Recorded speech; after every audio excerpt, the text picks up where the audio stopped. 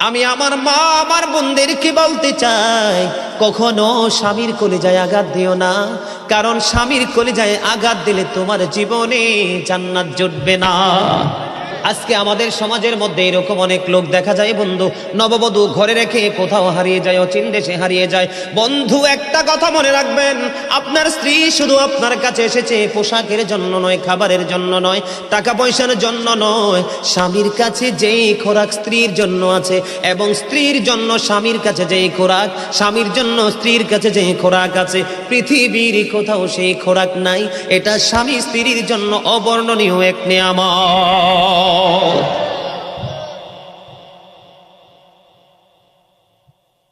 মনু হাসতাছ কির ফিন্নি কি হইছে?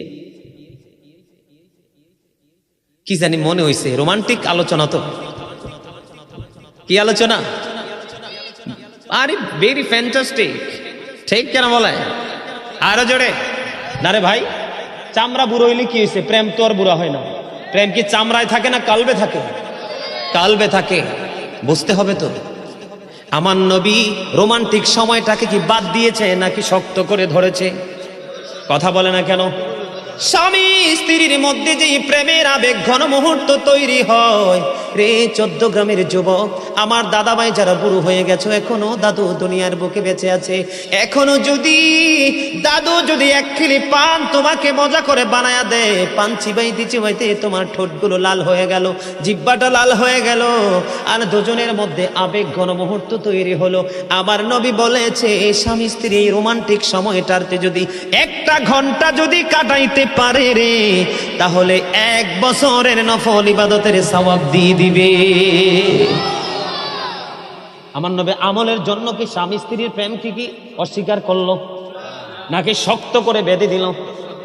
এরে যুবক, বউকে কষ্ট দিও না। স্বামী স্ত্রী যদি কিয়ামতের দিন কমপ্লেইন করে, তুমি যত বড় মোল্লা সাহেব হাজী সাহেব হন, নসিবই জুটবে না। আমি আমার মা আমার বোনদেরকে বলতে চাই, কখনো স্বামীর কলিজায় আঘাত দিও না, কারণ স্বামীর কলিজায় আঘাত দিলে তোমার জীবনে জান্নাত জুটবে না। আমি সব সময় বলি বন্ধু, আইসো ভবে যাইতে হবে কবরে, হিসাব নিকাশ দিতে গো হবে হাসরে। আল্লাহুম্মা লা মুহাম্মাদ ওয়া আলা আলি মুহাম্মাদ ওয়া আলা আলি মোহাম্মদ। কারবা বাড়ি কারবা ঘর কারবা কি, যখনই চলিয়ারে যাবে প্রাণ পাখি।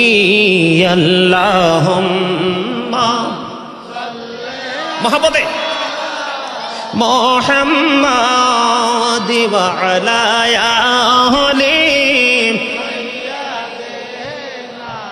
মুহাম্মদ। জোরে জোরে বলেন আলহামদুলিল্লাহ। বন্ধুরে আমার, এই জন্য বলেছি অটো দিয়ে রিক্সা দিয়ে চিনজি দিয়ে আসলে আপনি সওয়াব থেকে বঞ্চিত হয়ে যাবেন। যার বাড়ি যত দূর সে তত বেশি নিয়ামতের অধিকারী হবে। এইগুলো হলো আমার রাসূলের আদর্শ, নবীর শিক্ষা। আজকে সেই শিক্ষা থেকে দূরে এত দূরে চলে গেছি, মনে হয় যেন সুখ ও চিন পড়ে চলে গেছে। বন্ধুরে আমার, আমি আমার নবীর জীবন থেকে যদি আপনাদেরকে আরেকটা এক্সাম্পল দেই বন্ধু, এখন আমি আমাদের দেশে স্বামী স্ত্রীর মধ্যে গলদ আছে না নাই? বর্তমান সমাজের যুবক যুবতী, নববধূ নবদম্পতি যারা স্বামী স্ত্রী, তাদের মধ্যে ম্যাক্সিমামই কলহ আছে না নাই? বন্ধুরে আমার, সাহাবী একজন, তার নাম হলো আব্দুল্লাহ। আমার দিকে তাকান। স্বামী তার স্ত্রীর কাছে আসে না, স্ত্রী তার স্বামীর কাছে আসে না। আমার ওয়াজগুলো এমন টপিকস আকারে ছোট ছোট কোট করে বন্ধু, বিরক্ত হন? একটু আওয়াজ দরকার আছে না? এগুলো বাস্তবতার দরকার আছে না নাই? বন্ধুরে আবার, আমি আপনাদেরকে রাসূলের আদর্শ নিয়ে আজকে আলোচনা করব। চিন্তা করে এসেছে রাসূল কিভাবে আমাদেরকে দিন সম্পর্কে অ্যাক্টিভ করেছেন। বন্ধু, বিয়ে হলো সাহাবী একজনের 3 দিন হয়ে গেল। 3 দিন 3 রাত্র পার হয়ে গেল, সে তার স্ত্রীর সাথে বন্ধু দেখা করতে এখনো আসে না। চুরিও করে না, মদও খায় না, গাঁজাও খায় না, ইয়াবাও করে, নেশাগ্রস্ত না। সে নামাজ পড়ে, শুধু রোজা করে আল্লাহকে ডাকে, আল্লাহর গোলামি করতেছে। দেখতে দেখতে দেখতে দেখতে বন্ধু 3 দিন 3 রাত্র পার হয়ে গেল। 3 দিন 3 রাত্র পার হয়ে যাওয়ার পরে এবার বন্ধু কি করলেন, আমার নবী ওই ছেলের বাবা বন্ধু পুত্রবধূর কাছে আসলেন। পুত্রবধূর কাছ থেকে তার ভালো মন্দ জানার জন্য এসে ডাক দিলেন বৌমাকে। বৌমা সালাম দিলেন। সালাম দেওয়ার পরে এবার ওনার পুত্র সম্পর্কে যখন জিজ্ঞেস করলো, এবার স্ত্রী একটা ডাক দিয়ে বলল, শ্বশুরকে ডেকে বলতেছে, বাবা গো, আপনার ছেলে অত্যন্ত নম্র, অত্যন্ত ভদ্র, অত্যন্ত পরেশগার, অত্যন্ত সুচরিত্রের অধিকারী, উত্তম চরিত্রের অধিকারী। বাবা, বিয়ে হয়েছে, কবুল বলে শরীয়তের আইনে বেদে আমাকে ঘরে তুলে নিয়ে এসেছে। আজকে 3 দিন পার হয়ে গেল গো, এখনো পর্যন্ত আমি আপনার ছেলেকে দেখতে পাইনি। জোরে জোরে আল্লাহু আকবার। কয়দিন পার হয়ে গেল? 3 দিন পার হয়ে গেল। বাংলা বই থেকে বন্ধু কালেক্ট করা এগুলো হাদিস শরীফ, এগুলো এই শিক্ষাগুলো আমাদের যদি গ্রহণ করতে পারি, তাহলে এই দুনিয়ায় হব আমরা ধন্য এবং পরকালে আমরা হব 100% পুরস্কার প্রাপ্ত। ঠিক কিনা বলেন? এবার বন্ধু 3 দিন হয়ে গেল, বন্ধু আসতে পারে না, এখনো পর্যন্ত ছেলেটা তার স্ত্রীর কাছে আসলো না। এবার বাবা পৃথিবীর কাউকে বন্ধু বললেন না, দৌড়ে চলে গেলেন প্রাণের নবীর কাছে, যাইয়া নবীকে সালাম দিলেন। ইয়া রাসূলুল্লাহ, ইয়া হাবিবাল্লাহ, নবী গো, ও প্রাণের নবী, আমার ছেলেটাকে 3 দিন হলো আমার সন্তানকে বিয়ে করিয়েছি। আজকে 3 দিন 3 রাত্র পার হয়ে গেল, এখনো সে তার বউয়ের সাথে দেখা করলো না। এবার আমার নবী শোনার পরে সন্তানকে ডাকলেন, ওই সাহাবী আব্দুল্লাহকে ডাকলেন। ডাকার পরে সে আমার নবীর কাছে যখন বন্ধু হাজিরা দিলেন, আমার নবী বলল, তোমার স্ত্রী তোমার একটা অংশ। কারণ তুমি শুধু নামাজে সারাদিন মসজিদে পড়ে থাকলে চলবে না। দাদা কি ভুল বলছি? সারাদিন তুমি মসজিদে সেজদা দিয়ে থাকলে চলবে না। ও বন্ধু, তুমি 3 দিন 3 রাত্র 4 দিন 4 রাত 1 মাস 2 মাস 3 মাস শুধু তুমি পথে পথে ঘুরে ঘুরে আল্লাহর গোলামি করলে চলবে না। তুমি মুমিন হতে হলে নবীর আদর্শকে তুমি আপন করে নিতে হবে। গোলামির সময় আল্লাহর গোলামি করবা, কারণ সময় যখন হবে স্ত্রীর হকও তোমাকে আদায় করতে হবে। কথা বলেন না কেন? আমার নবী তো তাকে আদর করতে পারতো না? কথা বলে না, পারতো না। সে তো মদও খায়নি, গাঁজাও খায়নি, নেশাও করেনি, জো খেলেনি, পৃথিবীর নষ্ট কোনো কাজ করেনি। বন্ধু, সে আল্লাহর গোলামিতে ব্যস্ত। আমার নবী তাকে শাসন করলেন। শাসনের ভাষাটা ছিল কোরআন হাদিসের দৃষ্টিকোণ সঙ্গত ভাষা। বন্ধু, আমার নবী বললেন, স্ত্রীর হক আদায় করতে হবে, তুমি তোমার স্ত্রীর কাছে চলে যাও। আমার নবী আল্লাহর গোলামির জন্য বাস্তবতা, এটা কি ভুলে গেছে নাকি এটা মনে করিয়ে দিয়েছে? কথা বলেন না কেন? আজমাইন। আম্মা বা'দু ফাআউযু বিল্লাহি মিনাশ শাইতানির রাজীম। বিসমিল্লাহির রাহমানির রাহিম। يا أيها الذين آمنوا قوا أنفسكم وأهلكم نارا. صدق الله المولانا العظيم وصدق رسوله النبي الحبيب الكريم. إن الله وملائكته يصلون على النبي يا أيها الذين آمنوا صلوا عليه وسلموا تسليما. اللهم صل على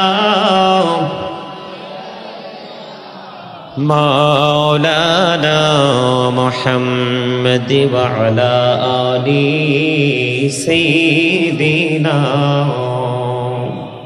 مولانا محمد উড়ি জৌরে রাতের হাওয়া জৌরে সোনার মদিনা উড়ি জৌরে বাংলার হাওয়া জৌরে সোনার মদিনা এই মজলিসের সালাম খানি পৌঁছে দিও নবীজির পাকের আওয়াজ আল্লাহুম্মা সাল্লি আলা মাওলানা মুহাম্মদ ওয়া আলা আলি সাইয়্যিদিনা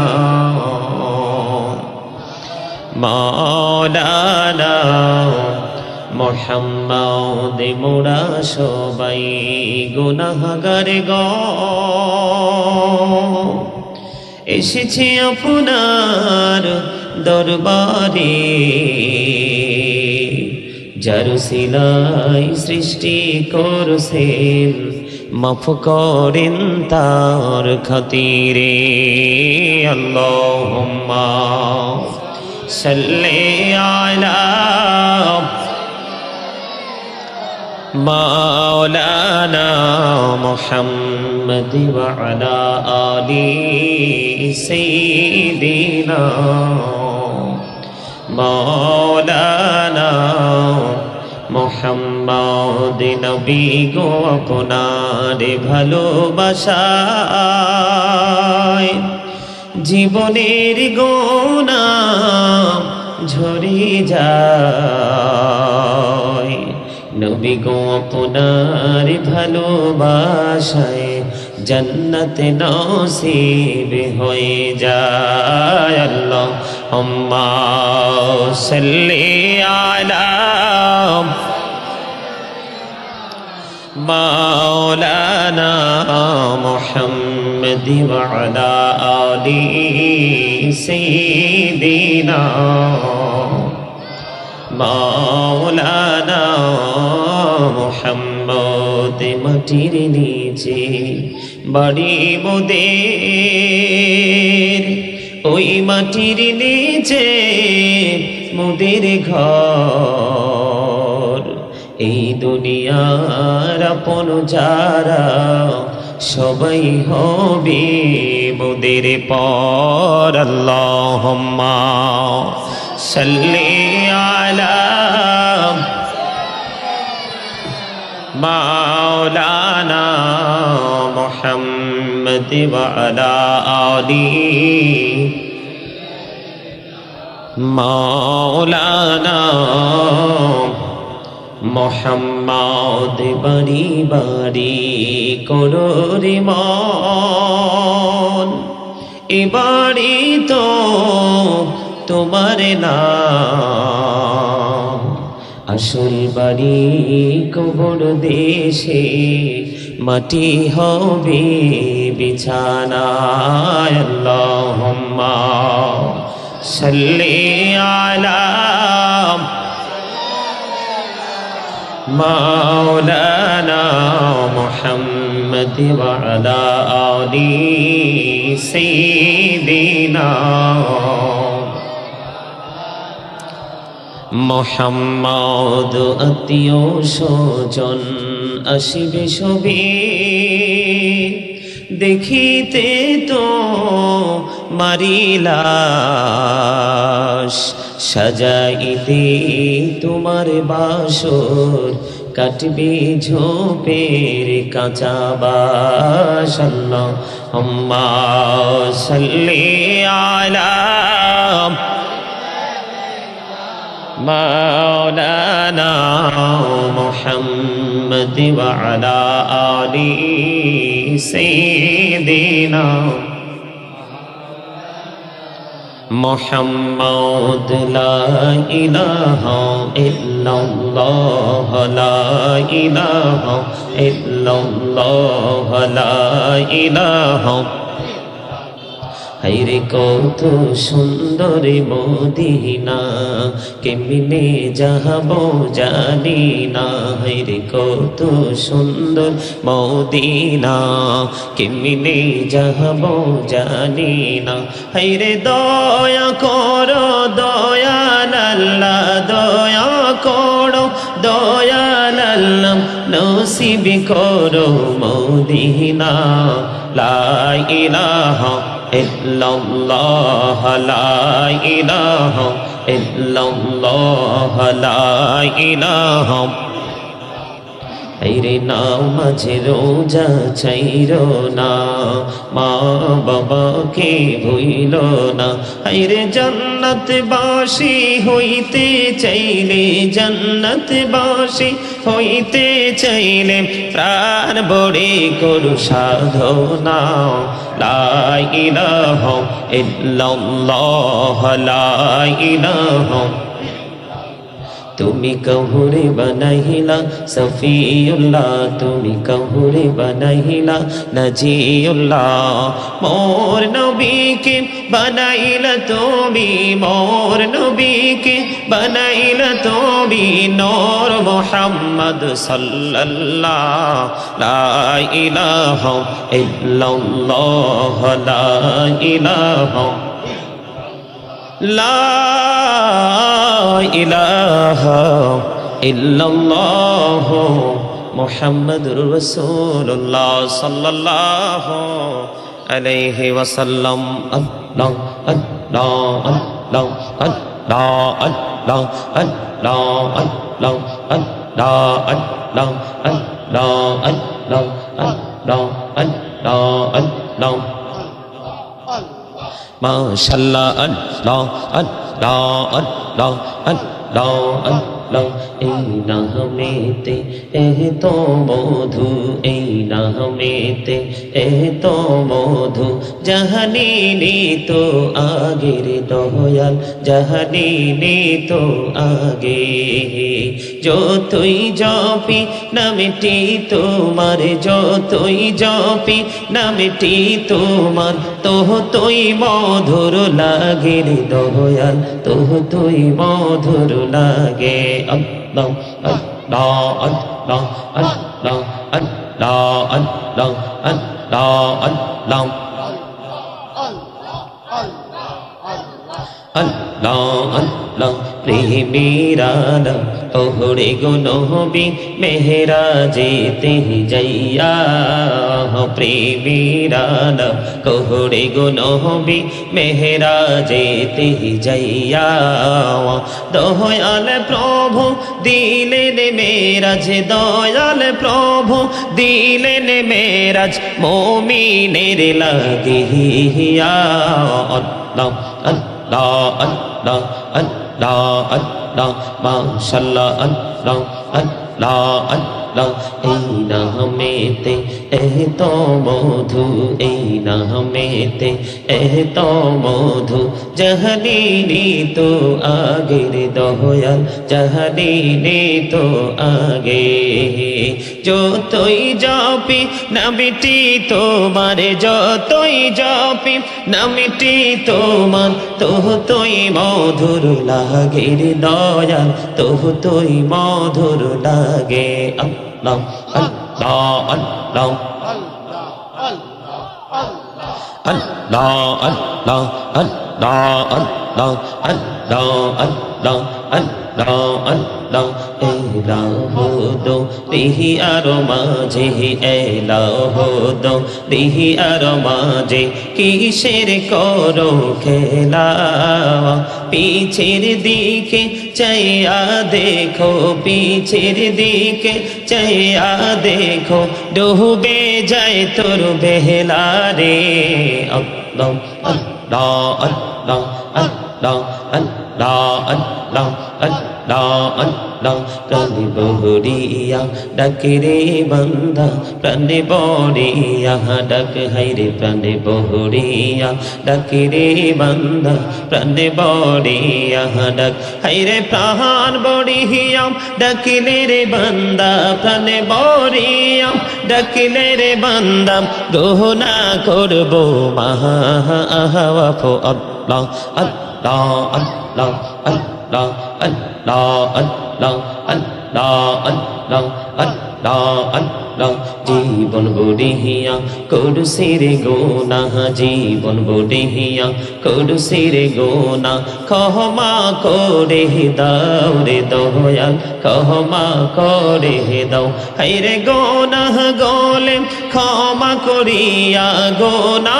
গোলে ক্ষমা করিয়া কবুল করে নাও রে দয়াল কবুল করে নাও আল্লাহ আল্লাহ আল্লাহ আল্লাহ আল্লাহ আল্লাহ আল্লাহ দেইকা হইলেন আল্লাহর ওলি গৌসুল আজম নাম যার শুনি বেলায়েতের আলোই বরলো বেলায়েতের আলোই বরলো পাখি ভূমি বাগিতা তো আল্লাহ আল্লাহ আল্লাহ আল্লাহ আল্লাহ দেইকা হইলেন আল্লাহর ওলি শাহজালাল নাম যার শুনি সোরে মহানদী পারে হয়ে যায় সোরে মহানদী পারে হয়ে যায় বিছানা যার পাহা গো আল্লাহ আল্লাহ আল্লাহ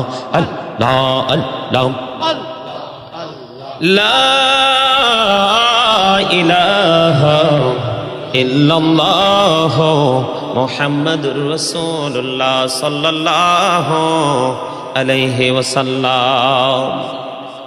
সম্মানিত মুআজ্জিজ মুহতারাম, সম্মানিত উপস্থিতি, দাড়িপাকা আমার মুরব্বী বাবারা, দূর দূরান্ত থেকে দাল কবর বুসিরাত আলিমাত নাফসুম মা কদ্দামাত ওয়া আখরাত। কবরটা যখন ওপেন হয়ে যাবে, এই সিট ডাউন, বসো। কবরটা যখন ওপেন হয়ে যাবে আমরা প্রত্যেকে জানতে পারবো, দেখতে পারবো কে কি করেছি আর কি করিনি। যাবেন কোথায়? উপায় আছে? কথা বলেন আছে? আরো দুঃখের খবর শুনবেন। পৃথিবীতে দেউলিয়া হলে, শ্রীলঙ্কা দেউলিয়া হয়েছে, আমাদের দেশ তাদেরকে সহায়তা দিয়েছিল। এইরকম যখন কেউ বিপদে পড়ে তাকে হেল্প করার জন্য কোনো না কোনো মানুষ এগিয়ে আসে, কিন্তু পরকালে কেউ কাউকে হেল্প করার জন্য এগিয়ে আসবে, বরংস সবার কাছ থেকে নেওয়ার জন্য সবাই মরিয়া থাকবে। সবচেয়ে বড় ভয়ঙ্কর খবর কি জানেন? আল্লাহ বলেছেন লা ইয়ামুতু, সেখানে আর মরার, people will not die that day, সেদিন মানুষ মরতে পারবে না। ফিহা ওয়ালা ইয়াহইয়া, people will not be able to life that day, সেদিন মানুষ বাঁচতেও পারবে না। আল্লাহ বলেছেন সূরা ইনফিতরে ওমা হুম আনহা বিগাইবিন, people will not be able to escape that day, সেদিন মানুষ সেখান থেকে অদৃশ্য হতে পারবে না, পালিয়েও যেতে পারবে না। আল্লাহু আকবার বলেন না, আল্লাহু আকবার বলেন, আরে আরো জোরে বলেন আল্লাহু আকবার। বন্ধুরে আমার, সেই নোংরা জগৎ থেকে ফিরে আসো বন্ধু, অন্যায় অত্যাচার অপরাধের জগৎ থেকে ফিরে আসো বন্ধু। এই পৃথিবীতে ভাই বাবা আপন স্বজন সন্তানদের জন্য কত কষ্ট করো, দিন থেকে রাত, রাত থেকে সকাল, এমনি করে করে বন্ধু প্রতিদিন অমানসিক পরিশ্রম করে সন্তানের জন্য অর্থ উপার্জন করো। আল্লাহ রাব্বুল আলামিনের গোলামি করতে পারো না, মনে রাখবা। এখানে কোরআনে হাফেজ আছে কিনা আমি জানি না বন্ধু। কোরআন শরীফের 19 পারা সূরা শুআরা 88 নম্বর আয়াতে আল্লাহ একবার স্পষ্ট করে দিয়েছেন, ইয়াউমা লা ইয়ানফাউ মালু ওয়ালা বানুন। বন্ধুরে আমার, ও বন্ধু, হৃদয়ের জানালা খুলে সবাই শোনো। আমি আমার ভাই আমার বাবারা সবাইকে পায়ে ধরে বলছি রে, হৃদয়ের জানালা খুলে সবাই শোনো বন্ধু। এই পৃথিবী বড় নিষ্ঠুর, পৃথিবীর আচরণ বড় নিষ্ঠুর। এই পৃথিবী মানুষকে স্বার্থের জন্য মনে রাখে, স্বার্থ ফুরিয়ে গেলে বন্ধু কেউ কাউকে মনে রাখে না। অনেক যন্ত্রণায় পড়ে থাকলেও তারা আপন স্বজন কখনো ফিরে তাকায় না। ও বন্ধু, এখনো সময় আছে। আমার আল্লাহ বলে দিয়েছে কাল কিয়ামতের দিন ধন সম্পদ সন্তান সন্ততি কিছুই আপনার কাজে লাগবে না। বন্ধুরে আমার, এই জন্য বলি আমি, পরীক্ষা করিতে শুধু বান্দার ঈমান, শয়তান পাঠিয়েছে মালিক সুবহান। দেখি বান্দা শয়তানের ধোকায় পড়িয়া, ঠিক থাকে কি যায় আমাকে ভুলিয়া, আপন কালাম বিছে পড়মিয়েছেন খোদা, আর বান্দা শয়তান থেকে থাকো জুদা। আরো জোরে বলেন না, আরো জোরে। আল্লাহ কোরআনে বলেছে না শয়তান আমাদের শত্রু, তাকে শত্রু হিসাবে গণ্য করতে হবে, ঠিক কিনা বলেন? পদ্মা মেঘনা যমুনার তীরে কত ঢেউ চলে যায় আসে না তো ফিরে, বলেন পদ্মা মেঘনা যমুনার তীরে কত ঢেউ চলে যায় আসে না তো ফিরে, আমিও চলে যাব এমনি করে, আসব না কভু ফিরে, বলেন পদ্মা মেঘনা যমুনার তীরে কত ঢেউ চলে যায় আসে না তো ফিরে। মানুষের জীবনটাও এরকম, ঢেউ যেমন ভাটার দিকে চলে গেলে আর রিটার্ন করে না, মানুষ একবার চলে গেলে আর ফিরে আসার সুযোগ, ঠিক কিনা বলেন? আছে, আছে। কাগজ কাটি কারি ঘুড়ি বানা কার उड़ाता है आसमान में, घुड़ी बेचारा क्या करेगा রশি মাওলা का हाथ में, যখন তোমার কেউ ছিল না তখন ছিলাম আমি, এখন তোমার সব হয়েছে পর হয়েছে আমি, যখন তোমার কেউ রবে না রব শুধু আমি, আমার কাছে আসতে হবে মনে রেখো তুমি, ঠিক কিনা বলেন? অস্বীকার করতে পারবেন? অস্বীকার করার কোনো সুযোগ নাই। আমি একটু সরে সরে আপনাদেরকে বলেছি যেন আপনাদের কাছে ভালো লাগে, আলোচনার শুনতে যেন আপনাদের মন মানসিকতা যেন একটু চেঞ্জ হয়, আল্লাহ রাসূলের প্রেম যেন আপনার সিনায় তৈরি হয়। বন্ধুরে আমার, মিশকাত শরীফের মধ্যে এসেছে হাদিসখানা, বন্ধ বুখারী শরীফের মধ্যে এসেছে হাদিসখানা। ও বন্ধু, হযরতে আনাস রাদিয়াল্লাহু তাআলা আনহু থেকে হাদিসখানা বর্ণিত। জন এক ব্যক্তি এসে প্রশ্ন করলো, ইয়া রাসূলুল্লাহ, ইয়া হাবিবাল্লাহ, নবী গো, কিয়ামত কখন হবে গো? এবার আমার নবী বন্ধু উত্তর দিয়ে দিলেন, তুমি কিয়ামতের দিনের জন্য কে প্রস্তুতি নিয়েছো? ইয়া রাসূলুল্লাহ, ইয়া হাবিবাল্লাহ, নবী গো, কিয়ামতের দিনের জন্য কোনো প্রস্তুতি নিতে পারিনি, তবে আল্লাহ এবং আল্লাহর হাবিবকে ভালোবাসি। রে 14 গ্রামের মানুষ, হৃদয় খুলে শোনো রে, আমার ভাই, আমার বাবারা, আমার মা, আমার বোনেরা, সবাইকে বলছি গো, নবীকে উত্তর দিয়ে দিয়েছে। নবীকে প্রশ্ন করতে দেরি রে, আমার নবী একটা উত্তর দিতে দেরি করলো না। আমার নবী বলেছে, তুমি যাকে ভালোবাসো গো, তার সাথেই তুমি থাকবা। বন্ধু যখন প্রশ্ন করলো, তিনি উত্তর দিলেন যে, নবী গো, নামাজ, রোজা, হজ, যাকাত কোনো কিছু আমি প্রস্তুতি হিসাবে নিতে পারিনি, তবে আল্লাহ এবং আল্লাহর হাবিব সরকারে মদিনাকে আমি ভালোবাসি। এবার আমার নবী একটা সেকেন্ড দেরি করলো না, তুমি যাকে ভালোবাসো তার সাথেই তুমি থাকবা। জোরে জোরে বলেন না সুবহানাল্লাহ। বন্ধুরে আমার, নবীকে ভালোবাসা কেমন? মুখে মুখে নবীকে ভালোবাসি, আহলে সুন্নাত ওয়াল জামাত করে। বন্ধু, এই ভালোবাসা দিয়ে কখনো সফল হওয়া যাবে না। সুন্নি জামাত, আহলে সুন্নাত ওয়াল জামাত ইজ দ্য বেস্ট পার্টি। সুন্নি জামাত হলো শ্রেষ্ঠ দল। ও বন্ধু, জান্নাতের ঘোষণা প্রাপ্ত বন্ধু। তবে সুন্নিয়ত কাকে বলে, কয় প্রকার ও কি কি, সেটা আমাদের জানা থাকতে হবে। ফরজ ইবাদত বলেন, ওয়াজিব ইবাদত বলেন, সুন্নাত ইবাদত বলেন, নবী আল্লাহর ওয়ার্ডার যতগুলো আমল হিসাব আমাদেরকে করার অনুমতি দেওয়া হয়েছে, সবগুলো নবীর দেখানো পদ্ধতিতে আমল করার নামই হলো সুন্নিয়ত, ঠিক কিনা বলেন? আর জোরে, সেই দিকে আমাদের যাওয়ার দরকার আছে না নাই? আর জোরে বলেন। বন্ধুরে আমার, এমনটি নয় যে আমি সুন্নি জামাত পালন করতে হলে, ইসলামের সুশীতল ছায়া থাকতে হলে আমাকে শুধু সুন্নিয়তি করতে হবে, কোরআন হাদিসের আইনি মানতে হবে, আমি বাস্তবতাকে প্রত্যাখ্যান করব, এমনটি কিন্তু নয়। বন্ধুরে আমার, আমি আমার মূল আলোচনায় যাচ্ছি। এতক্ষণ যে আলোচনা আপনাদেরকে শুনিয়েছি, এগুলো মূলত আমার আপনাদেরকে বোঝানোর জন্য, অ্যাক্টিভ করার জন্য, মানসিকতাকে মাহফিলের প্রতি, দিনের প্রতি বন্ধু তৈরি করার জন্য এতক্ষণ আমার কথাগুলো বলা। এখন আমি ধীরে ধীরে আমার মূল আলোচনায় যাব। আপনারা আমাকে সময় দিতে রাজি আছেন তো? সবাই রাজি? কে কে হাত তুলে দেখান, আরো জোরে সোজা করে হাত নামা। আল্লাহু আকবার, আল্লাহু আকবার।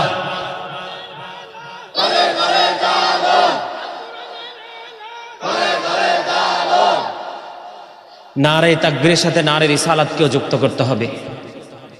আল কোরআনের আলো শব্দের সাথে আল হাদিসের আলো যুক্ত করতে হবে। কেন জানেন? শুধু কোরআন দিয়ে কিন্তু ইসলামকে পরিপূর্ণ করা সম্ভব। কারণ নামাজ, কোরআনে নামাজের কথা বলা আছে, রাকাতের কথা কিন্তু কোরআনের কোথাও। এই জন্য কোরআন হাদিসের আলো ঘরে ঘরে। কথা বুঝেন নাই আমার? কারণ উনি সাধারণ মানুষ, প্রেম আছে, আবেগ আছে, বলে ফেলছে। আমি আপনাদেরকে ক্লিয়ার করে দিচ্ছি। আর রিসালাতের কথা কেন বললাম? রিসালাত মানি হলো আল্লাহর হাবিব, ঠিক কিনা বলে? নামাজ, কোরআন, বিশেষ করে আমাদের জীবনে দুইটা জিনিস সবচেয়ে বেশি নিয়ামত। একটা হলো নামাজ আর একটা হলো কোরআন। রাসূলের আদর্শই হলো আমাদের জন্য সিরাত, ঠিক কিনা বলেন? আরো জোরে। কারণ আল্লাহ রাব্বুল আলামিন পৃথিবীতে সরাসরি কোনো কিছু আমাদেরকে এনে দেয়নি। যা দিয়েছেন রাসূলের মাধ্যমে, যা নিয়েছেন রাসূলের মাধ্যমে। কাল কিয়ামতের দিন ফায়সালাও দিবে আল্লাহর হাবিবের মাধ্যমে। জোরে জোরে বলেন সুবহানাল্লাহ। আরো জোরে। বন্ধুরে আমার, এখন দেখতে পাচ্ছি একটু মনটা এলোমেলো হয়ে যাচ্ছে আপনাদের। আমার দিকে তাকান, আরেকটু ওয়াজ করে তারপরে মূল দিকে ধাবিত হব। ধৈর্য ধরে বসবেন বন্ধু। এই যে প্র্যাকটিক্যালি আমরা একজন আরেকজনকে দেখতে পাই, কি পাই? প্র্যাকটিক্যালি একজন আরেকজনকে আমরা দেখতে পাই। ডাইনে বামে এদেরকে আমরা বাংলা ভাষায় বলি মানুষ। কি? মাথা থেকে পা পর্যন্ত বডিটার নামে তো না অন্য কিছু। মানুষ। আল্লাহর কোরআনের ভাষায় মানুষকে আল্লাহ কখনো বলেছেন ইয়া আইয়ুহান নাস, আবার কখনো কখনো বলেছেন ইয়া আইয়ুহাল ইনসান। ইংলিশে যদি আমি বলি বন্ধু, কখনো বলা হয় ম্যান, আবার কখনো বলা হয় পারসন। এই জায়গায় আসার কারণ হলো মাঝখান দিয়ে ছোট্ট করে আপনাদের মানসিকতা নষ্ট হয়ে যাচ্ছিল। এই জন্য বোঝানোর জন্য বন্ধু, এই যে দেহটার সংক্ষিপ্ত পরিচয় দিলাম, এটা বডি স্ট্রাকচারটার নাম হলো মানুষ। কোনটার নাম? এই বডি, এটার ভিতরে আরেকটা মানুষ আছে বন্ধু, আরেকটা মানুষ। এই মানুষের নাম আল্লাহর কোরআনের ভাষায় আল্লাহ রেখেছেন রূহ। ইংলিশে বলা হয় সোল, বাংলাতে বলা হয় আত্মা। Say the soul is the order of my Lord. Qawli ruhu min amri rabbi. আত্মাটা হলো আল্লাহর ওয়ার্ডার। ফার্স্ট টেন্স আলমে আরোহা, রুহের জগৎ। প্রেজেন্ট টেন্স বডির মধ্যে থেকে পৃথিবী। ফিউচার টেন্স কবর থেকে পুরো জীবনটা। এখন আপনাদেরকে নিয়ে আসলাম কেন বন্ধু এখানে? আপনারা বলেন, মানুষের যখন মৃত্যু হয়, মৃত্যুবরণ করার পরে মানুষের নামের আগে একটা শব্দ যুক্ত হয়ে যায়, মরহুম, ঠিক কিনা বলেন? এই মরহুম শব্দ যুক্ত হওয়ার পিছনে রহস্যটা হলো, মানুষের দেহে যতক্ষণ পর্যন্ত প্রাণ পাখি থাকে ততক্ষণ পর্যন্ত তাকে মানুষ মানুষ বলে। যখন দেহ থেকে আত্মাটা বের হয়ে যায় তখনই বলবো I am a dead and you are dead. কথা বলেন না কেন? আমিও মৃত, আবার আপনারাও মৃত। যতক্ষণ পর্যন্ত দেহে আত্মা আছে ততক্ষণ পর্যন্ত আপনি আমি আছি, ঠিক কিনা বলেন? বন্ধু, মানুষের আসল সত্তা তার দেহ নয়, মানুষের আসল সত্তা হলো তার আত্মা। এখানে আপনার আত্মাটাকে যদি রাখতে পারবেন আপনি সফল হয়ে যাবেন, কারণ বডির কোনো দুই আনার দাম নাই। আপনার যা কিছু করা হচ্ছে আত্মাকে ঘিরে, যা দেওয়া হয়েছে আত্মাকে ঘিরে, যা নেওয়া হবে আত্মার মাধ্যমে, বডি এবং আত্মা থেকে বন্ধ নেওয়া হবে। এই দিকে আমাদেরকে কড়াকড়ি নজর রাখতে হবে। বন্ধুরে আমার, এক্সাম্পলটা আপনাদেরকে আমি দিতে চাই। বলে কেমনি? ওই যে এখন দেখছি মাঝে মাঝে কিছু কিছু মানুষের মানসিকতা অন্যদিকে হয়ে যায়। একদিন এক বেদুইন আমার নবীর কাছে বন্ধু দিন সম্পর্কে সাজেশন নেওয়ার জন্য আসলেন। ইসলামে দীক্ষিত হওয়ার জন্য যখন বেদুইন কদম দিল, কদম দেওয়ার সময় তিনি আসার সময় ওট নিয়ে এসেছিলেন বন্ধু। ওট নিয়ে আসার পরে আমার নবীর সামনে যখন বসলেন, নবীর সামনে যখন বসেছিল বন্ধু, কিতাব প্রমাণ করেছে তখন তিনি ওটটাকে বাইরে খোলা রেখে তিনি ছেড়ে রেখে তিনি নবীর দরবারে সেও বসেছিলেন। আমার নবী যখন তাকে দিন সম্পর্কে সাজেশন দিতেছিলেন তখন আমার নবী দেখতে পাইলেন বন্ধু তার মানসিকতাটা ওই উটের দিকে। বন্ধুরে আমার, একজন মরুচারীর জীবনে তৎকালীন সময় উটের মূল্য ছিল অনেক, উটের মূল্য ছিল এত বেশি যেটা কল্পনা করা যায় না। আমার নবী তাকে দিন সম্পর্কে উপদেশ দিচ্ছিলেন, আর সে কখনো নবীর কথা শুনে আবার কখনো তার ছাড়া উটটার দিকে তাকায়। এবার আমার নবী একটা ডাক দিয়ে বললেন, তুমি তোমার ওটটাকে বেঁধে আসো। জোরে বলেন না সুবহানাল্লাহ। আর একটু মহব্বতে পড়ুন সুবহানাল্লাহ। আপনারা মন না দিলে আমার ওয়াজের কিছুই বুঝবেন না আগাগোড়া বন্ধু। আমার আলোচনার দিকে আপনাদেরকে মন দিতে হবে। এখানে আমার নবী পৃথিবীর সম্পদ এবং বাস্তবতাকে তিনি অস্বীকার করেন নাই। এখান থেকে বোঝা যায় তুমি দিনের গোলামি করলে, দিনের চর্চা করলে এমনটি নয় যে তুমি পৃথিবীকে ভুলে যাবে অথবা পৃথিবীকে বাদ দিবে অথবা পৃথিবীর উপার্জনকে তুমি ছেড়ে দিবে, এমনটি নয়। আমার নবী বললেন, আমার নবী তার প্রতি বিরক্ত হতে পারত। কি হতে পারত? আমার নবী তার দিকে বিরক্ত হতে পারত, তার সাথে অল্প কথা বলেও তাকে বিদায় দিয়ে দিতে পারত, কিন্তু নবী তার প্রতি বিরক্ত হলেন না। নবী তার কথায় কোনো বিরক্তিবোধ না করে বললেন, তিনি ওটটাকে বেঁধে আসো। তার মানে দিনের শিক্ষারও দরকার আছে, আল্লাহর গোলামিরও দরকার আছে, এবং পৃথিবীকে বেঁচে থাকার জন্য পৃথিবীর উপার্জনেরও প্রয়োজন আছে। ঠিক কিনা বলেন? এই জন্য আমি বলি বন্ধু, we should obey our prophet মুহাম্মদুর রাসূলুল্লাহ সাল্লাল্লাহু আলাইহি ওয়াসাল্লাম। আমাদের প্রত্যেকের উচিত আমাদের প্রিয় নবী সরকারে মদিনাকে মান্য করা। ঠিক কিনা বলে?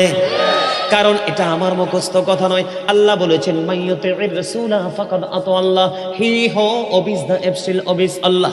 যেই ব্যক্তি রাসূলের নির্দেশ মানলো সেই যেন আল্লাহর নির্দেশ মানলো। আমি আপনাদেরকে আরেকটু এক্সাম্পল দিব বন্ধু। ইহুদি খ্রিস্টানদের ধর্মগ্রন্থ যেটাকে ইংলিশে বলা হয় দা ওল্ড ও নিউ টেস্টামেন্ট, এটার মধ্যে ওরা বক্তব্য দিয়েছেন, he that love it not know it not God, for God is love. যেজন প্রেম করে না সেজন আল্লাহকে জানে না, ফর গড ইজ লাভ, আল্লাহই প্রেম। কিন্তু আল্লাহ রাব্বুল আলামিন ইহুদিদের এই বক্তব্যে তিনি খুশি হতে পারলো না।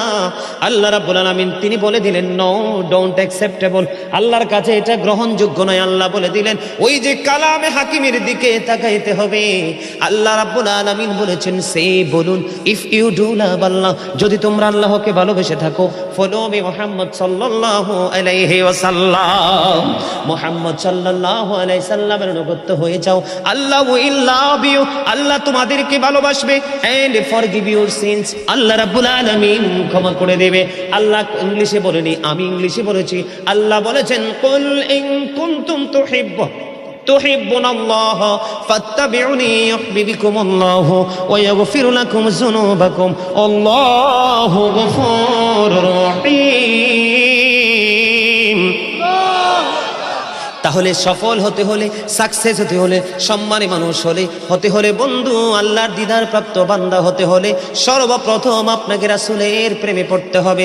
কারণ আল্লাহ রাব্বুল আলামিন জানিয়ে দিয়েছেন, আল্লাযীনা আমানু, যারা ঈমান এনেছে, ওয়া কানু ইয়াত্তাকুন, এবং তাকওয়া অবলম্বন করেছে, লাহুমুল বুশরা, তাদের জন্য সুসংবাদ, ফিল হায়াতিদ দুনিয়া ফিল আখিরাহ, দুনিয়ার জীবনে এবং পরকালের জীবনে।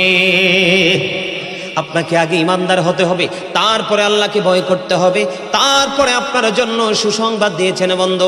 এখনকার মানুষের আল্লাহর ভয় নাই, ইমানও ঠিক নাই। কারণ ইমান ঠিক থাকলে আল্লাহর প্রতি ভয় অটোমেটিক্যালি কুলজায় চলে আসে। ঠিক কিনা বলেন? আপনারা নজর দিয়ে দেখেন প্যান্ডেলের দিকে কয়টা মুরব্বী আছে আর কয়টা যুবক আছে বন্ধু। বর্তমান যুবকদের অন্তর হিংসা, নোংরামি, আত্মগরিমায় ভরা, আর মুরব্বীদের অন্তর আল্লাহ আল্লাহ রাসূলের প্রেম ভালোবাসায় ভরা। কথা বলেন না কেন? আমার মনে হয় এই যে মুরব্বী আমার বাবারা, চাচারা, দাদারা আছে বন্ধু, তাদের পরে আর বেশি দিন পৃথিবী টিকবে না। কারণ বর্তমান প্রজন্মের যুবক যুবতী একবারে নষ্ট। 2000-এর মধ্যে খুঁজলেও একটাকে 100% A to Z completely character সম্পূর্ণ ব্যক্তি পাওয়া যাবে না। কথা বলেন না কেন?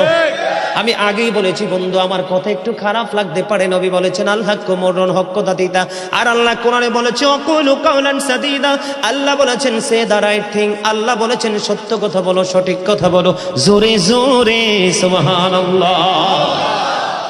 বন্ধুরে আমার, মুরব্বীরা বলে ধান বানলে কি আর চুল বাঁধা লাগে না? কথা বললেন না কেন? তার মানে আপনি একটা করলে কি আর একটা ছেড়ে দিবেন? আমি যে উটের কাহিনী বললাম বন্ধু, কিতাব থেকে সংগ্রহ করা। আমার নবী বললেন যে বারবার যেহেতু উটের দিকে তাকাচ্ছে, আমার নবী বলেছে তুমি ওটটাকে বেঁধে তারপরে আসো। এখান থেকে আমরা বিবেকবান মানুষ যারা, গানী যারা, গান সম্পূর্ণ ব্যক্তি, এক্সপেরিয়েন্স ম্যান যাদেরকে বলা হয়, তাদের জন্য এখান থেকে অনেক কিছু শেখার আছে। আজকে যারা মাহফিলে বসেও বন্ধু বাড়ির চিন্তা করছেন, দোকানের চিন্তা করছেন, আপনি কি জানেন না আজকে যে এখানে মাহফিল হবে, জান্নাতের বাগান হবে, রহমতের ফেরেশতারা আজকে আপনাদের এই পুরো আঙ্গিনা ঘেরাও করে রেখেছে, একজন একজন করে বন্ধু জান্নাতের বাগানে কদম দিতেছে, আর ফেরেশতারা তাদের নোটবুকে তার নাম উল্লেখ লিপিবদ্ধ করতেছে। জোরে জোরে সুবহানাল্লাহ। একটা মুমিন, প্রকৃত মুমিন, ওই যে আমার নবীর কাছে বেদুইন দিন শিক্ষা নিতে আসলেন, তিনি উটটাকে ছেড়েছেন এই জন্য আমার নবী তাকে বললেন ওটটাকে বেঁধে আসো। আমার নবী পৃথিবীকেও ছোট করে দেখেনি, তার দুনিয়ার সম্পদকেও ছোট করে দেখেনি, এবং দিনের শিক্ষা যে নিতে এসেছে এই দিতে গিয়ে আমার নবী তার প্রতি কোনো বিরক্তি বোধ হয়নি। এই জন্য বুদ্ধিমানের কাজ হলো জুমার দিন যখন আসবে বন্ধু, সব কাজ কমপ্লিট করে তুমি মসজিদে চলে যাও, যেন তোমার পিছুটা না থাকে। বলে কেন? আমাদের দোষের কিন্তু বন্ধু শেষ নাই। জুমার দিনে মুসল্লিরা যায় সবার পরে এবং বের হয়, ইমাম সাহেব যখন ডানে বামে সালাম ফেরায়, মনে হয় যেন বন্ধু বিশ্বযুদ্ধ শুরু হয়ে গেছে, কার আগে কে রে বার হয়ে যাবে। অথচ আমার নবীর আদর্শ নিয়ে আমি আজকে ওয়াজ করছি বন্ধু, ডিস্টার্ব, ডোন্ট ডিস্টার্ব মি। তোমরা আমি বললে আওয়াজ দিবে, নয়তো চুপ করে আলোচনা শুনবে, কারণ আজকের সময় অত্যন্ত গুরুত্বপূর্ণ। কারণ আমি যদি 5 মিনিট সময় পাই, একটা হাদিস শোনাতে পারবো। হয়তো বা এই একটা হাদিসে আপনাদের কারো না কারো হৃদয়ে ছুঁয়ে যেতে পারে, আর এটাই আপনার জীবনের জন্য, হেদায়েতের জন্য যথেষ্ট হতে পারে। বন্ধু, মুসল্লিরা যায় রে সবার পরে, বের হয়ে আসে সবার আগে, এটা মুসলমানের কখনো চরিত্র হতে পারে না, তাকওয়া সম্পূর্ণ ব্যক্তির আদর্শ কখনো হতে পারে না। হাদিস শরীফ খুলে দেখি বন্ধু, আমার নবী বলেছেন, রে আমার উম্মত, জুমার দিন সাইয়্যিদুল আইয়াম, সব দিনের চাইতে শ্রেষ্ঠ। ঈদুল ফিতর, ঈদুল আজহার দিনের চাইতেও দামি।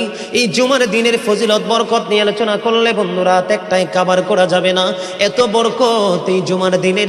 আমার নবী বলেছে, উম্মতের দল, জুমার দিনে কেউ যদি সবার আগে মসজিদে যায় আর সবার পরে যদি কেউ মসজিদ থেকে বের হয়, আপনি যাবেন, সবার আগে যাওয়ার আগে সুন্দর করে গোসল করবেন, উত্তম জামা, নতুন জামা পরবেন, আতর গোলাপ লাগাবেন। আপনি রাস্তা দিয়ে হেঁটে গেলে মানুষ যেন বলতে পারে যে মসজিদের মুসল্লি হেঁটে যায়, আর চারপাশ বন্ধু সুঘ্রাণে মুখরিত হয়ে যাবে। এমন ভাবে সবার আগে বন্ধু মসজিদে যাবেন, যাইয়া মসজিদে ঢুকার সময় ডান পাওটা দিয়ে মসজিদে ঢুকবেন, ঢুকে গিয়ে নামাজের শুরুতে বসে যাবেন। বসে যখন আপনি আল্লাহর ইবাদত করতে করতে করতে করতে সব মুসল্লি বন্ধু বের হয়ে যাচ্ছে, আপনারা তাড়াহুড়া করার দরকার নেই, কারণ মনে রাখতে হবে আসছি সবাই যেমনি একা একা, আবার যাব একা একা, হিসাবও দিতে হবে একা একা। পৃথিবীর সব মানুষ পর হয়ে গেল আমার কোনো সমস্যা নেই, আমার আল্লাহ এবং নবী আমার আপন হলে আই এম ভেরি সাকসেস। আমার নবী বলেছেন, বন্ধুরে 14 গ্রামের মানুষ বিরক্ত হইও না, আমাকে বন্ধু কেউ শত্রু মনে করো না, আমি তোমাদেরকে জাস্ট উপদেশ দিচ্ছি, মানা না মানা তোমাদের ব্যাপার, হেদায়েতের হাত কিন্তু আল্লাহর কুদরতি হাত, আমার কাছে কিছু নেই, আমি শুধু উপদেশ দিব, ইনস্ট্রাকশন দেব। বন্ধু, নবী বলেছেন সবার আগে তোমরা মসজিদে চলে যাবে, বের হবে সবার পরে, যার বাড়ি যত দূর, তোমার যত কদম বেশি লাগবে যাইতে, প্রত্যেকটা কদমের বিনিময় তোমার আমল নামায় 1 বছরের নফল ইবাদতের সওয়াব দেওয়া হবে। বন্ধু, হৃদয় খুলে শোনো, যারা মসজিদে যাওয়ার অভ্যস্ত আছে বেশি বেশি করে মসজিদে যাও, গাড়িতে চড়ে, অটোতে করে, রিক্সাতে করে যাও না, প্রয়োজনে 15 মিনিট আগে হেঁটে হেঁটে মসজিদে আসবে, প্রত্যেকটা কদমে কদমে তোমার গুনাহ ঝরতে থাকবে। মসজিদ থেকে রিটার্ন যখন করবে বাড়ির দিকে, প্রত্যেকটা কদমে কদমে নফল ইবাদতের সওয়াব ঢুকতে থাকবে। জোরে জোরে বন্ধু সুবহানাল্লাহ, আর জোরে সুবহানাল্লাহ। বন্ধুরে আমার, আমি ওই ভিতরের দিকে যাইতে চাই না, আমি শুধু আপনাদেরকে এক্সাম্পল দেব। আজকে নিতে রাজি আছেন না নাই? আমার এই আলোচনা আপনাদের কাছে ভালো লাগে? ইমানদারের কাছে ভালো লাগবে, কারণ এগুলোর মধ্যে বিন্দু পরিমাণ কোনো গলদ নাই। বন্ধুরে আমার, এবার আমি আপনাদেরকে আরেকটা জায়গায় নিয়ে যাব।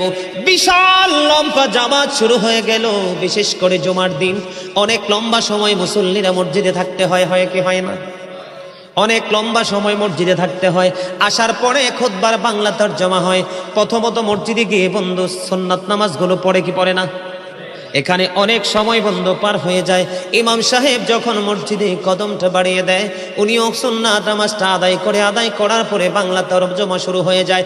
তারপরে আবার বন্ধু যারা সুন্নাত পড়তে পারেনি, জামাতের আগে খুতবা পড়ার আগে আবার 4 রাকাত সুন্নাত পড়ার সুযোগ দেয় কি দেয় না? দেওয়ার পরে ইমাম সাহেব বন্ধু খুতবা নিয়ে দাঁড়িয়ে যায়, পুরো আরবি খুতবাটা দিয়ে দেয়। খুতবা দেওয়ার পরে বন্ধু জামাতে দাঁড়িয়ে যায়। অনেক লম্বা সময় মসজিদে পার হয়ে যায়। অনেক সময় দেখা যায় বড় বড় জামায়াতে বন্ধু মানুষের কাজের দিকে তোয়াক্কা করে না, মানুষের কর্মের দিকে তোয়াক্কা করে না, ব্যবসা বাণিজ্য নষ্ট হয়ে যাচ্ছে সেই দিকে তোয়াক্কা করে না, কারো বাগান ধ্বংস হয়ে যাইতেছে পানি সেচের ব্যবস্থা করতে হবে সেই দিকে তোয়াক্কা করে না, লম্বা কেরাত ধরে বসে থাকে। আছে না নাই? কথা বলেন না কেন? আরো জোরে বলেন, আছে না নাই? বন্ধুরে আমার, সূরা বাকারা তেলাওয়াত করে, সূরা আলে ইমরান তেলাওয়াত করে, বড় বড় তেলাওয়াত করে। এখানে অসুস্থ ব্যক্তিও তো থাকতে পারে। কথা বলেন না কেন? বন্ধুরে আমার, মনে রাখতে হবে সাদ বিন আমি রাসূলের আদর্শ নিয়ে ছোট্ট ছোট্ট টপিক আপনাদেরকে দিচ্ছি, যেন আপনাদের বুঝতে অসুবিধা না হয় এবং ব্রেইনে সেটআপ দিতে যেন কোনো ধরনের কোনো ব্যাঘাত না ঘটে। বন্ধু, সাদ বিন মুআজ রাদিয়াল্লাহু তাআলা আনহু প্রতিদিন আমার নবীর পিছনে এশারের জামাত পড়তো। জোরে জোরে সুবহানাল্লাহ। এশার জামাত আমার নবীর পিছনে প্রতিদিন পড়তো। এখান থেকে জামাত শেষ করে তিনি ওনার গন্তব্যে চলে যেতেন, ওনার গোত্রে যেতেন। ওখানে যাইয়া উনি আবার ইমাম হয়ে বন্ধু নামাজ পড়াতেন। তার মানে নবীর কাছে আসলে তিনি মুসল্লি, ওনার গ্রামে ওনার গোত্রে গিয়ে তিনি আবার ইমাম হয়ে যায়। বন্ধু, অনেক বড় বড় কেরাত দিয়ে সূরা দিয়ে নামাজ পড়ায়। একদিনে খেজুর বাগানের মালিক অনেক লম্বা কেরাত দিয়ে নামাজ পড়ার কারণে, অনেক লম্বা কেরাত দিয়ে নামাজ পড়ার কারণে, এই নামাজ পড়ার কারণে নেক্সট দিন বন্ধু ওই খেজুর বাগানের মালিক আর নামাজটা জামাতে পড়লো না। নামাজটা জামাতে না পড়ে তিনি ওনার খেজুর বাগানে পানি দেওয়ার জন্য চলে গেল। খেজুর বাগানে যখন পানি দেওয়ার জন্য বন্ধু চলে গেল, এবার ওই আমার নবীর কাছে বন্ধু খবরটা চলে গেল কি সাদ বিন মুআজ রাদিয়াল্লাহু তাআলা আনহু লম্বা কেরাত দিয়ে জামাত ধরেছে। জামাত ধরার কারণে আরেকজন মুসল্লির খেজুর বাগানের পানি দেওয়ার সময় মাইনাস হয়ে যায়। সে আজকে জামাতে নামাজ পড়লো না, সে একা একা নামাজ পড়ে খেজুর বাগানে পানি দেওয়ার জন্য চলে গেল। এবার আমার নবী সাদ বিন মুআজকে ডাকলেন এবং যিনি নামাজ ছেড়ে চলে গেল বন্ধু তাদেরকে জরুরি ডেকে পাঠালেন। যাওয়ার পরে বন্ধু যিনি খেজুর বাগানে পানি দেওয়ার জন্য চলে গেল, আমার নবী খেজুর বাগানে যিনি পানি দেওয়ার জন্য চলে গেল, ওনাকে একটা শব্দ ওনার বিরুদ্ধে তিনি দাঁড় করায়নি। সাদ বিন মুআজ ছিল সেই মসজিদের ইমাম, সেই গোত্রের ইমাম। তাকে বলল, তুমি কি বিশৃঙ্খলা সৃষ্টি করতে চাও? বন্ধুরে আমার, জোরে বলেন আল্লাহু আকবার। নবী ইমাম সাহেবকে শাসন করলেন। কাকে? ইমাম সাহেবকে শাসন করলেন, তুমি কি ফিতনা সৃষ্টি করতে চাও, বিপর্যয় নামিয়ে আনতে চাও? কেন গো নবী, কেন গো? আমার নবী বলেছেন ইমানদারের কাজটা পর্যন্ত ইবাদত। কথা বলেন না কেন? ইমানদারের কাজ কি? কথা বলে না কেন? কারণ বন্ধু খেজুর বাগানে যখন পানি দিবে, খেজুর গাছগুলো কি থাকবে?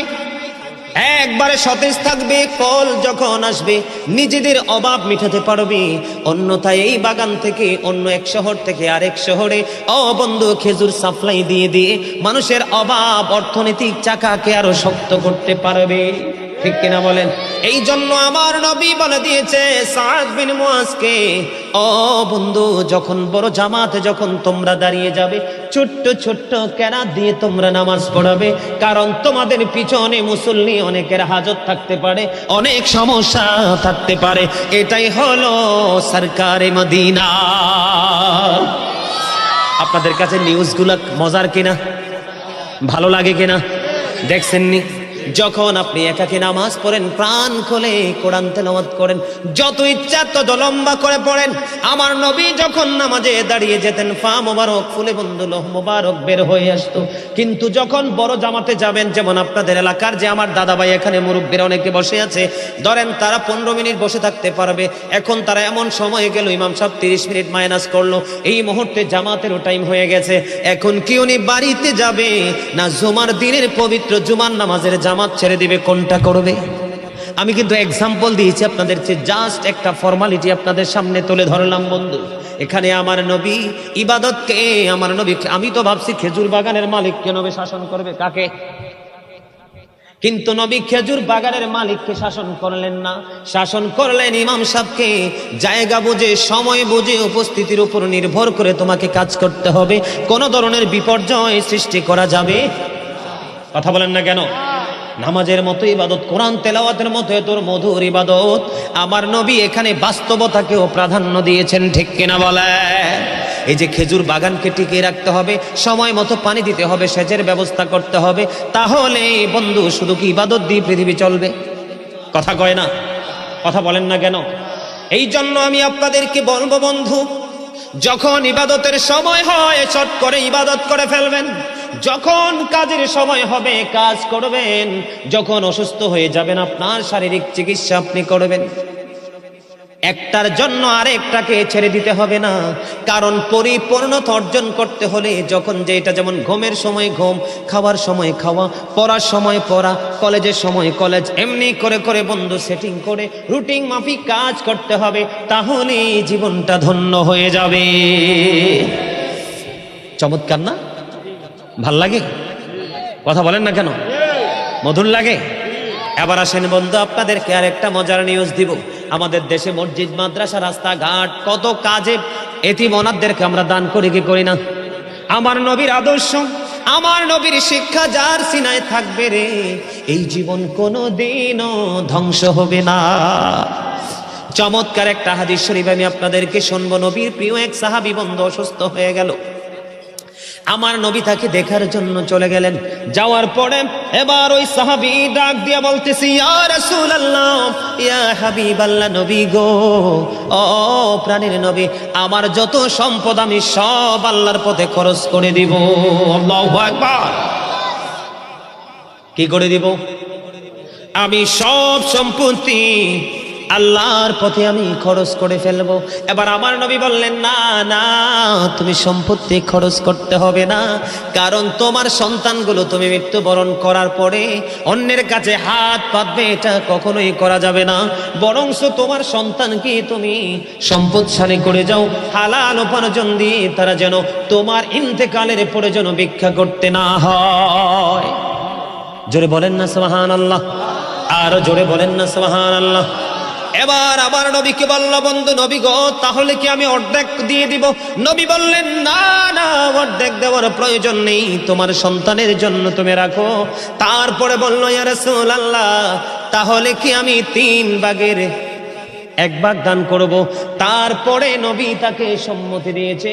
এখানে নজর দেন, কত চমৎকার ইসলাম, কত চমৎকার বন্ধু নবীর জীবন আদর্শ, আমাদের জন্য শিক্ষা। দেখেন নবী বাস্তবতাকে কত প্রাধান্য দিয়েছেন, ঠিক কিনা? আপনারা এই জন্য বলছি বন্ধু, আপনি আপনার সন্তানের জন্য রেখে যাবেন, ওয়ারিসের জন্য রেখে যাবেন, এবং আপনার পরপারের বাজার হিসাবে দান করবেন। জোরে জোরে বলেন না সুবহানাল্লাহ? বন্ধুরা আমার, আব্দুল্লাহ ইবনে মাসউদ রাদিয়াল্লাহু তাআলা আনহু থেকে হাদিসখানা বর্ণিত। হাদিসখানা এসেছে বুখারী এবং মুসলিম শরীফের মধ্যে। আমার নবী, আপনার নবী সাহাবায়ে কেরামদেরকে প্রশ্ন করলেন, তোমাদের মধ্যে এমন কি কেউ আছো নিজের সম্পদের চাইতে ওয়ারিসের সম্পদ বেশি পছন্দ করো? এবার সাহাবায়ে কেরাম ডেকে ডেকে বললেন, ইয়া রাসূলুল্লাহ, ইয়া হাবিবাল্লাহ, নবী গো, আমাদের মাঝে এমন তো কেউ নাই গো যে নিজের সম্পদের চাইতে ওয়ারিসের সম্পদ বেশি পছন্দ করে। এবার আমার নবী বললেন, যারা ইন্তেকাল করার আগে, মৃত্যুবরণ করার আগে আল্লাহর সন্তুষ্টির জন্য দান করে যায়, এই সম্পদগুলো হলো তার নিজের সম্পদ। আর পৃথিবীতে জায়গা জমিন গহনা টহনা টাকা পয়সা যা কিছু রেখে যায়, এগুলো সব হলো তার ওয়ারিসের সম্পদ।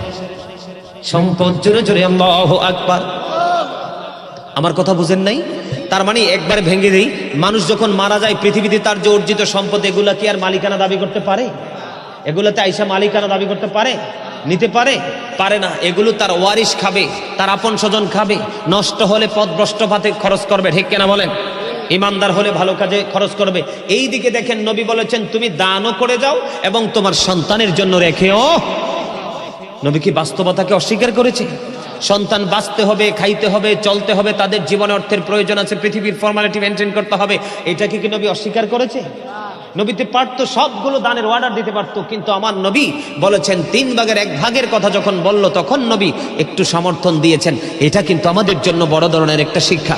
বন্ধুরে আমার, 3 জন রাসূলের জামানায় সিদ্ধান্ত নিল যে নবীর আমলের তুলনায় আমাদের আমল একবারে তুচ্ছ, নবীর আমলের তুলনায় আমাদের আমল বড় নগণ্য। হাদিস শরীফের মধ্যে সে যে 3 জন ব্যক্তিবন্ধু সিদ্ধান্ত নিল। কয়জন? 3 জন সিদ্ধান্ত নিলে একজন বলতেছে আমি বিরামহীন ভাবে কন্টিনিউ রোজা রাখতে থাকবো, আর একজন বলতেছে আমি সারাক্ষণ ইবাদতরত অবস্থায় থাকবো, আর একটা বলতেছে আমি ইবাদতে এত বেশি ব্যস্ত থাকবো আমি আমার স্ত্রীর কাছেও যাব না। 3 জন। কয়জন? এবার নবী শুনতে পাইলেন, আমার নবী আবার একটা ডাক দিয়ে বললেন ক্বালা আইয়ুকুম মিসলি, তোমরা কে আছো আমার মতো? আল্লাহু আকবার বলেন না। নবীর মতো কি কেউ আছে? আপনারা কেউ যদি বলেন নবী আপনার মতো, ঈমান থাকবো না। নবী কি আপনার মতো? এই পৃথিবী থেকে সূর্যটা 9,13,00,000 মাইল দূরে। সূর্যের আলো পৃথিবীতে আসতে সময় লাগে মাত্র 8 মিনিট 20 সেকেন্ড। প্রতি সেকেন্ডে 1,86,000 মাইল বেগে পৃথিবীর দিকে ছুটে আসে। এই পৃথিবী থেকে আপনাদের এই জমিন থেকে চাঁদ বন্ধু মাত্র 1,40,000 মাইল দূরে।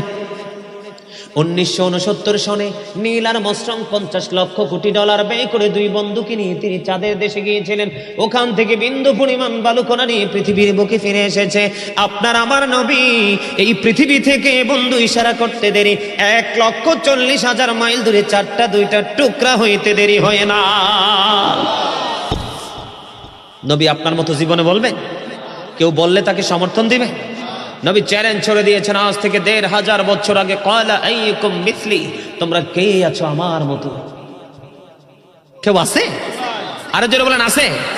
আপনি যদি থুতু নিক্ষেপ করেন কারো গায়ে পরে আপনাকে মাইরা তক্তা করে ফেলবে, কিন্তু আমার নবী যখন থুতু মুবারক নিক্ষেপ করতো সাহাবাই কেরাম হাত পেতে সবগুলো উঠিয়ে মুখে মেসেজ করে দিত, তখন তার স্কিনটা সিল্ক হয়ে যেত। উহুদের যুদ্ধে নবীর রক্ত মুবারক প্রবাহিত হলো, দান মুবারক শহীদ হলো। মালিক বিন সিনান দেখে সহ্য করতে পারলো না, বন্ধু দৌড়ে চলে গেল প্রাণের নবীর কাছে। নবী গো, সইতে পারছি না। আমার নবী রক্ত মুবারক চষতে শুরু করলো। মালিক বিন সিনান, নবী বলল ফালায়া দাও ইয়া রাসূলুল্লাহ, আল্লাহর ইজ্জতের কসম করে বলছি গো নবী, আমি আপনার একটা ফোঁটা রক্ত উহুদের জমিনে পড়তে দিব না গো নবী। এই কথা বলে বন্ধু নবী রক্ত মুবারক চষতে শুরু করলো। রক্ত মুবারক চুষতে চুষতে চুষতে চুষতে সব রক্তের ফোঁটা মোবারক চোষা যখন শেষ হয়ে গেল, আমার নবী হাদিস শরীফের মধ্যে এসেছে গোটা পৃথিবীর ইমানদারদেরকে ডেকে ডেকে বলল, রে আমার উম্মত, তোমরা দুনিয়ায় যদি কোনো জান্নাতি মানুষ দেখতে চাও তাহলে মালিক বিন সিনানকে দেখে না। আল্লাহু আকবার। নবীজি রক্ত মোবারক খেয়েছে। কোথাও লেখা আছে কোরআন হাদিসে যে নবী রক্ত মোবারক খেতে হবে? তার জন্য জাহান্নামের আগুন হারাম। বন্ধু, আমি আমার ওয়াজটা এখানে রেখে আরেকটু এক্সাম্পল দিব, নিবেন? নিতে রাজি আছেন? আকাশের মধ্যে বিশ্বের অ্যাস্ট্রোনমার যারা, তাদের গবেষণায় উঠে এসেছে আকাশের মধ্যে 200 crore গ্যালাক্সি আছে। আকাশের মধ্যে 200 কোটি ছায়াপথ আছে। প্রত্যেকটা ছায়াপথের মধ্যে 10,000 কোটি করে তারা আছে। সুবহানাল্লাহ বলেন না? আকাশের মধ্যে কয় শত কোটি ছায়াপথ? 200 কোটি ছায়াপথ আছে আকাশে। প্রত্যেকটা ছায়াপথের মধ্যে 10,000 কোটি করে তারা আছে। এর মধ্যে একটা তারার নাম হলো নিউট্রন স্টার। এই নিউট্রন স্টার তারাটার 1 চা চামচ পদার্থের ওজন হলো 1000 মিলিয়ন টন। তাহলে একটা তারার ওজন কত হতে পারে বের করার ক্ষমতা পৃথিবীর কারো নাই। আল্লাহ আসমানকে কোরআন দিতে চাইলেন, যে আসমানে তো লোড সহ্য করতে পারে, আসমান বলল না। জমিনের বুক চিরে কত বিশাল বিশাল নদী, জমিনের বুকে দাঁড়িয়েছে কত বিশাল বড় বড় বহুতল ভবন, জমিনের বুকে দাঁড়িয়েছে কত বিশাল মোটা মোটা বৃক্ষবন্ধ। আল্লাহর অর্ডার যখন আসে, কোন সঙ্গে সঙ্গে ফায়াকুন। দুর্ভিক্ষ যদি না আসে, ঘূর্ণিঝড় যদি না আসে, বন্ধ প্রাকৃতিক কোনো দুর্যোগ যদি না আসে, কখনো কোনো বিল্ডিং ধসে পড়ে না, গাছপালা কখনো ধ্বংস হয় না হয়। জমিনকে আল্লাহ বলল কোরআন নাও, জমিনটাও কোরআন নিতে রাজি হলো না। চাপা সমস্যা সমস্যা, জমিনটাও সব রাজি হলো না, আসমানও রাজি হলো না, জমিনও রাজি হলো না। আকাশে কোনো খুঁটি আসেনি, কথা কন না কেন? তবে কত লোড সহ্য করতে পারে এটার কি গণনা করা যাবে? জমিনও নিল না, আসমানও নিল না। কোরআন আসলো কার কাছে? আপনার আমার প্রাণের নবীর কাছে। নবী মক্কায়, কোরআন মক্কায়। প্রত্যেকটা সূরার নাম হয়ে গেল মাক্কি। নবী মদিনায়, কোরআন মদিনায়। প্রত্যেকটা সূরার নাম হয়ে গেল মাদানী। তাহলে নবী কোনদিন আমাদের মতো হতে পারে? আমার আগে আমার ভাই মাওলানা মোহাম্মদ হেলাল উদ্দিন সাহেব আলোচনা করেছে, নবী যে সূরা বনী ইসরাইলে 15 পারায় প্রথম আয়াতে বনী ইসরাইলে আল্লাহ মেরাজের খবর দিয়েছে, সূরা নাজমে পর্যন্ত আল্লাহর মেরাজের, আল্লাহর হাবিবের সাথে দেখা করেছে, সেই বয়ান করেছে। বন্ধু, একটা আসমান থেকে আরেকটা আসমানের দূরত্ব 500 বছরের রাস্তা, শুধু আসমান পাড়ি দিতে লাগবে 3500 বছর। কত? 3500 বছর পরে বন্ধু সিদরাতুল মুনতাহায়, ওখানে গিয়ে বন্ধু বাহন চেজ বোরাক চেজ রাফরাফ, এমন করতে করতে আল্লাহর আরশ পর্যন্ত বিশাল লম্বা আলোচনা। বন্ধু নবী এশার নামাজ পড়ে উম্মে হানির গড়ে, এখান থেকে ফেরেশতা এসে ডাকলেন, জমজমের কিনারায় নিলেন, ওপেন হার্ট সার্জারি হলো, তার মানে সিনা সাক হলো। কি হলো? আস্তে আস্তে করে করে করে করে বন্ধু শেষ পর্যন্ত গেল। এই রজনীতে আবার নবী ফিরে আসলো। কেমনে বুঝে মানুষ নবী আপনার আমার মতো? বন্ধুরে আমার, এখন 3 জন সিদ্ধান্ত নিলে একজন বিবাহিত স্ত্রীর কাছেই যাবে না। এমনি করে করে 3 জন যখন সিদ্ধান্ত দিল, আমার নবী বললেন, তোমরা কে আছো আমার মতো? 1000 জনম চেষ্টা করলেও আল্লাহর নবীর মতো করা কোনোভাবেই সম্ভব নয়। তোমাকে ইবাদত করতে হবে, পৃথিবীর কাজও করতে হবে। একটা মানুষের কাছে তার নিজের দায়িত্ব থাকে, তার পরিবারের দায়িত্ব থাকে, তার সমাজের দায়িত্ব থাকে, রাস্তায় চলতে গেলে রাস্তার হক থাকে। মানুষ যখন মারা যায় তার জানাজা দিতে হয়, এটাও মুসলমানের একটা হক। দাস দেখা হওয়া মাত্র সালাম দিতে হয়, ক্ষুধার্তকে বন্ধু খাবার খাওয়াইতে হয়, হাঁচি দিলে তার জবাব দিতে হয়, অসুস্থ হলে তার সেবা করতে হয়, কেউ ডাক দিলে তার ডাকে সাড়া দিতে হয়, মৃত্যুবরণ করলে তার জানাজায় অংশগ্রহণ করতে হয়।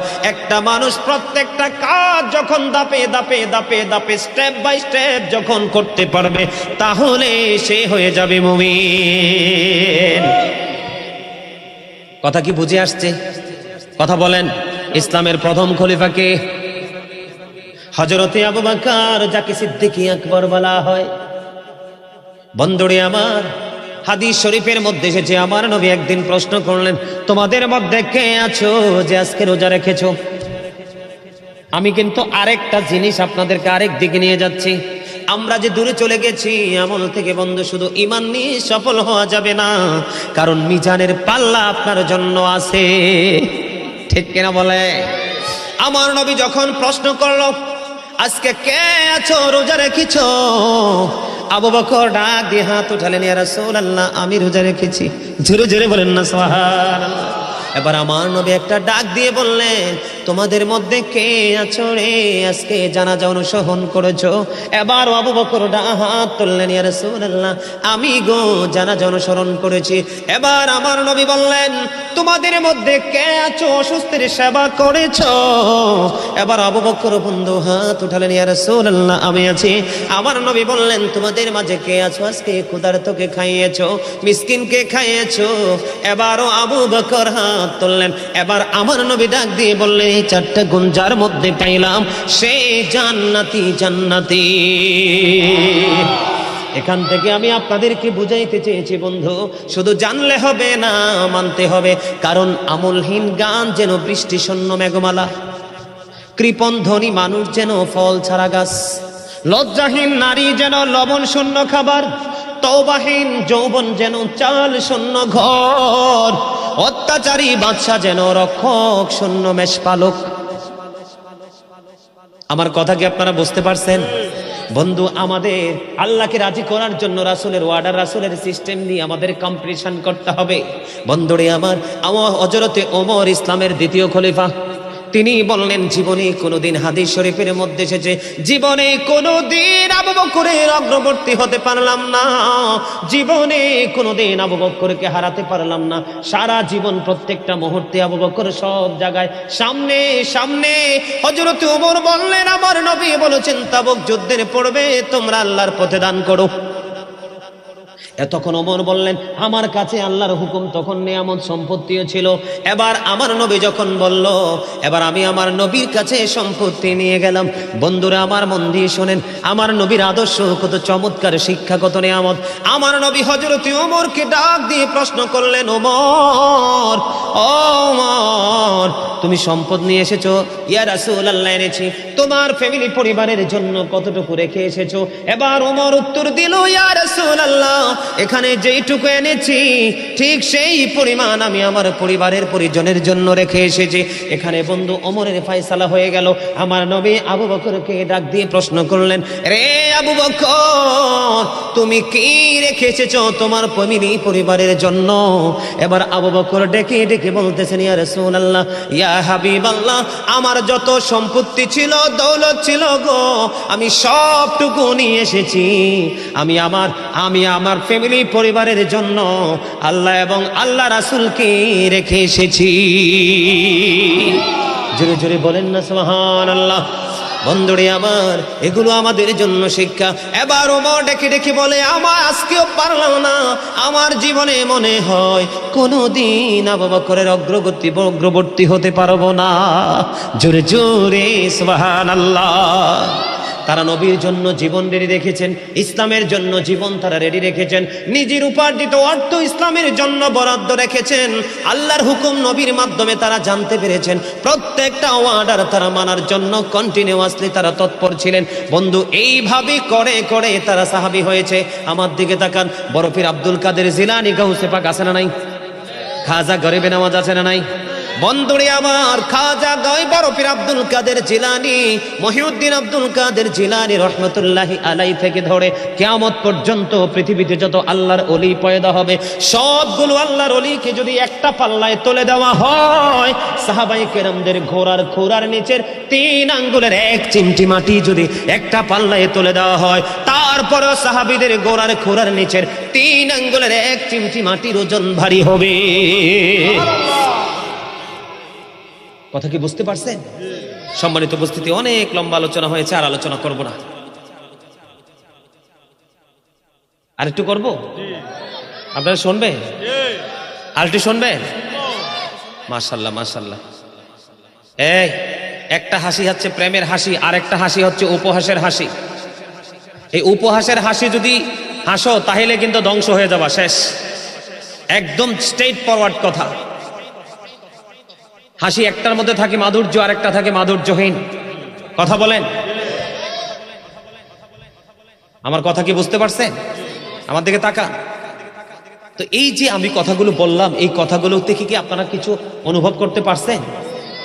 আমি বোঝাইতে চাই আপনাদেরকে, আজকের যে মাহফিলটা হলো, এই মাহফিলের জন্য কিন্তু আমি আমার আজকের দিনে ফ্যামিলি, পরিবার, আমার আপন স্বজন, আমার পাড়াপড়শি, তাদের প্রতি আমার যে দায়িত্ব আছে, মাহফিল করতে হবে, মাহফিলে আসতে হবে, এই জন্য আমি তাদের দায়িত্বকে অবহেলা করে এড়িয়ে দিব, এইরকম কোনো শিক্ষা আমার নবী দেয় নাই। আমি আপনাদেরকে এটাই বুঝাইতে চেয়েছি। সম্মানিত উপস্থিতি, আমি আপনাদের সকলকে বিনীতভাবে অনুরোধ করব, এখন বর্তমান প্রেক্ষাপট নিয়ে একটু আলোচনা করব, যেহেতু এখানে ইয়াং ম্যানরা আছে, একটু আলোচনা করা দরকার না? নিতে দরকার আছেন তো? আপনারা নিতে প্রস্তুত আছেন তো? আপনাদের এলাকায় কি বিয়ে শাদীতে গান বাদ্যযন্ত্র হয়? হয়?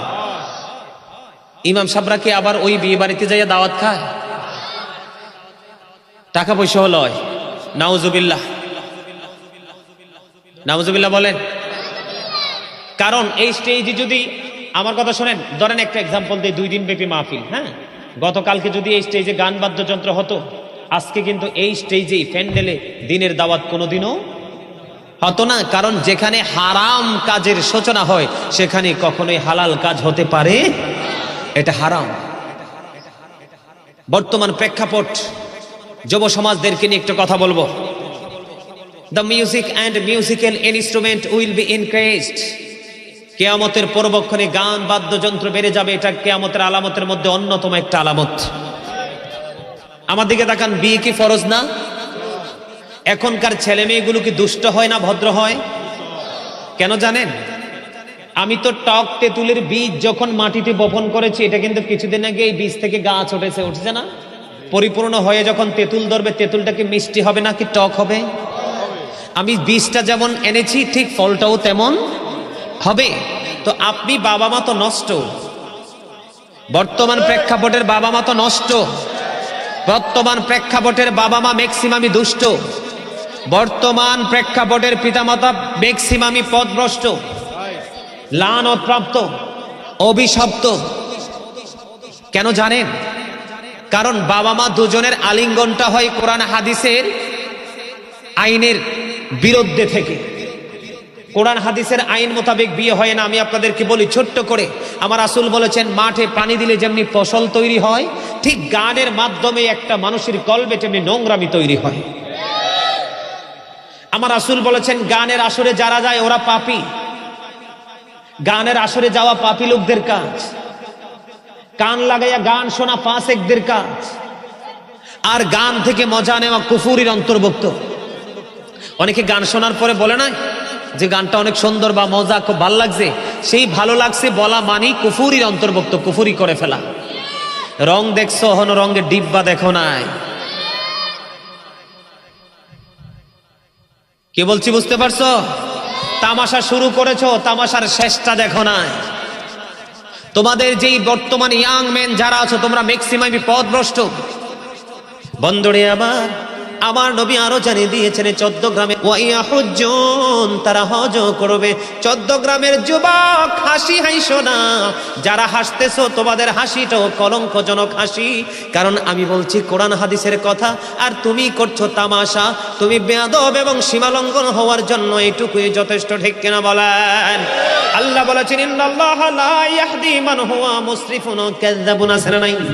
আল্লাহ বলেছেন, ইন্নাল্লাহা লা ইয়াহদি মান হুয়া মুসরিফুন কাযাব। আল্লাহ রাব্বুল আলামিন বলেছেন, মিথ্যাবাদী এবং সীমা লঙ্ঘনকারীদেরকে আল্লাহ সৎ পথে পরিচালিত করেন না, হেদায়েত দেয় না। মিথ্যা বললাম। আল্লাহ রাব্বুল আলামিন বলেছে, বন্ধু নবী বলেছেন, আল্লাহ মানবে, রাসূল মানবে, হজ করবে, নামাজ পড়বে, রোজা রাখবে, আর রাসূলুল্লাহ, তারপরেও কি তাদের এই সাজাটা বহাল থাকবে?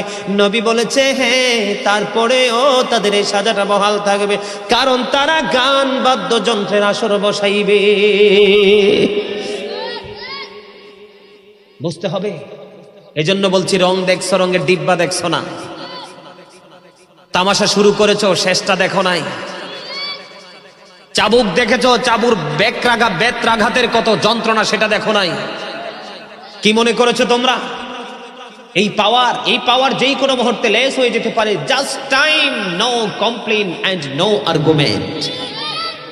কোন তর্ক, কোন বিতর্ক, কোন ধরনের কোনো কিছু চলবে। আমি যে বলেছিলাম মনে আসেনি? মানুষের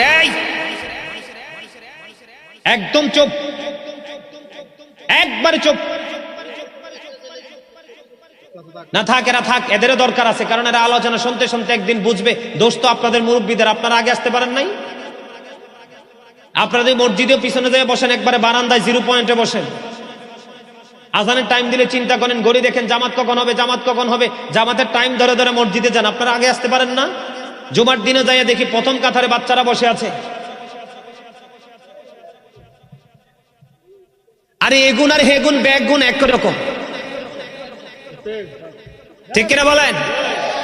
ব্যাগুন একই রকম। আমি এদেরকে আন্তরিক মোবারকবাদ জানাই। আরে মনে করবেন, যেদিন মনে করবেন বাচ্চারা একবারে সাইলেন্ট হয়ে গেছে, চুপ হয়ে গেছে, মনে করবেন কিয়ামত খুব কাছে। বাচ্চা, এদের স্বভাবই হবে বাচ্চার মতো। এদেরকে আদর দিয়ে, ভালোবাসা দিয়ে ধীরে ধীরে গড়ে তুলতে হবে। আপনারা জানেন কয়টা বাবা মা সন্তানের দায়িত্ব পালন করছেন?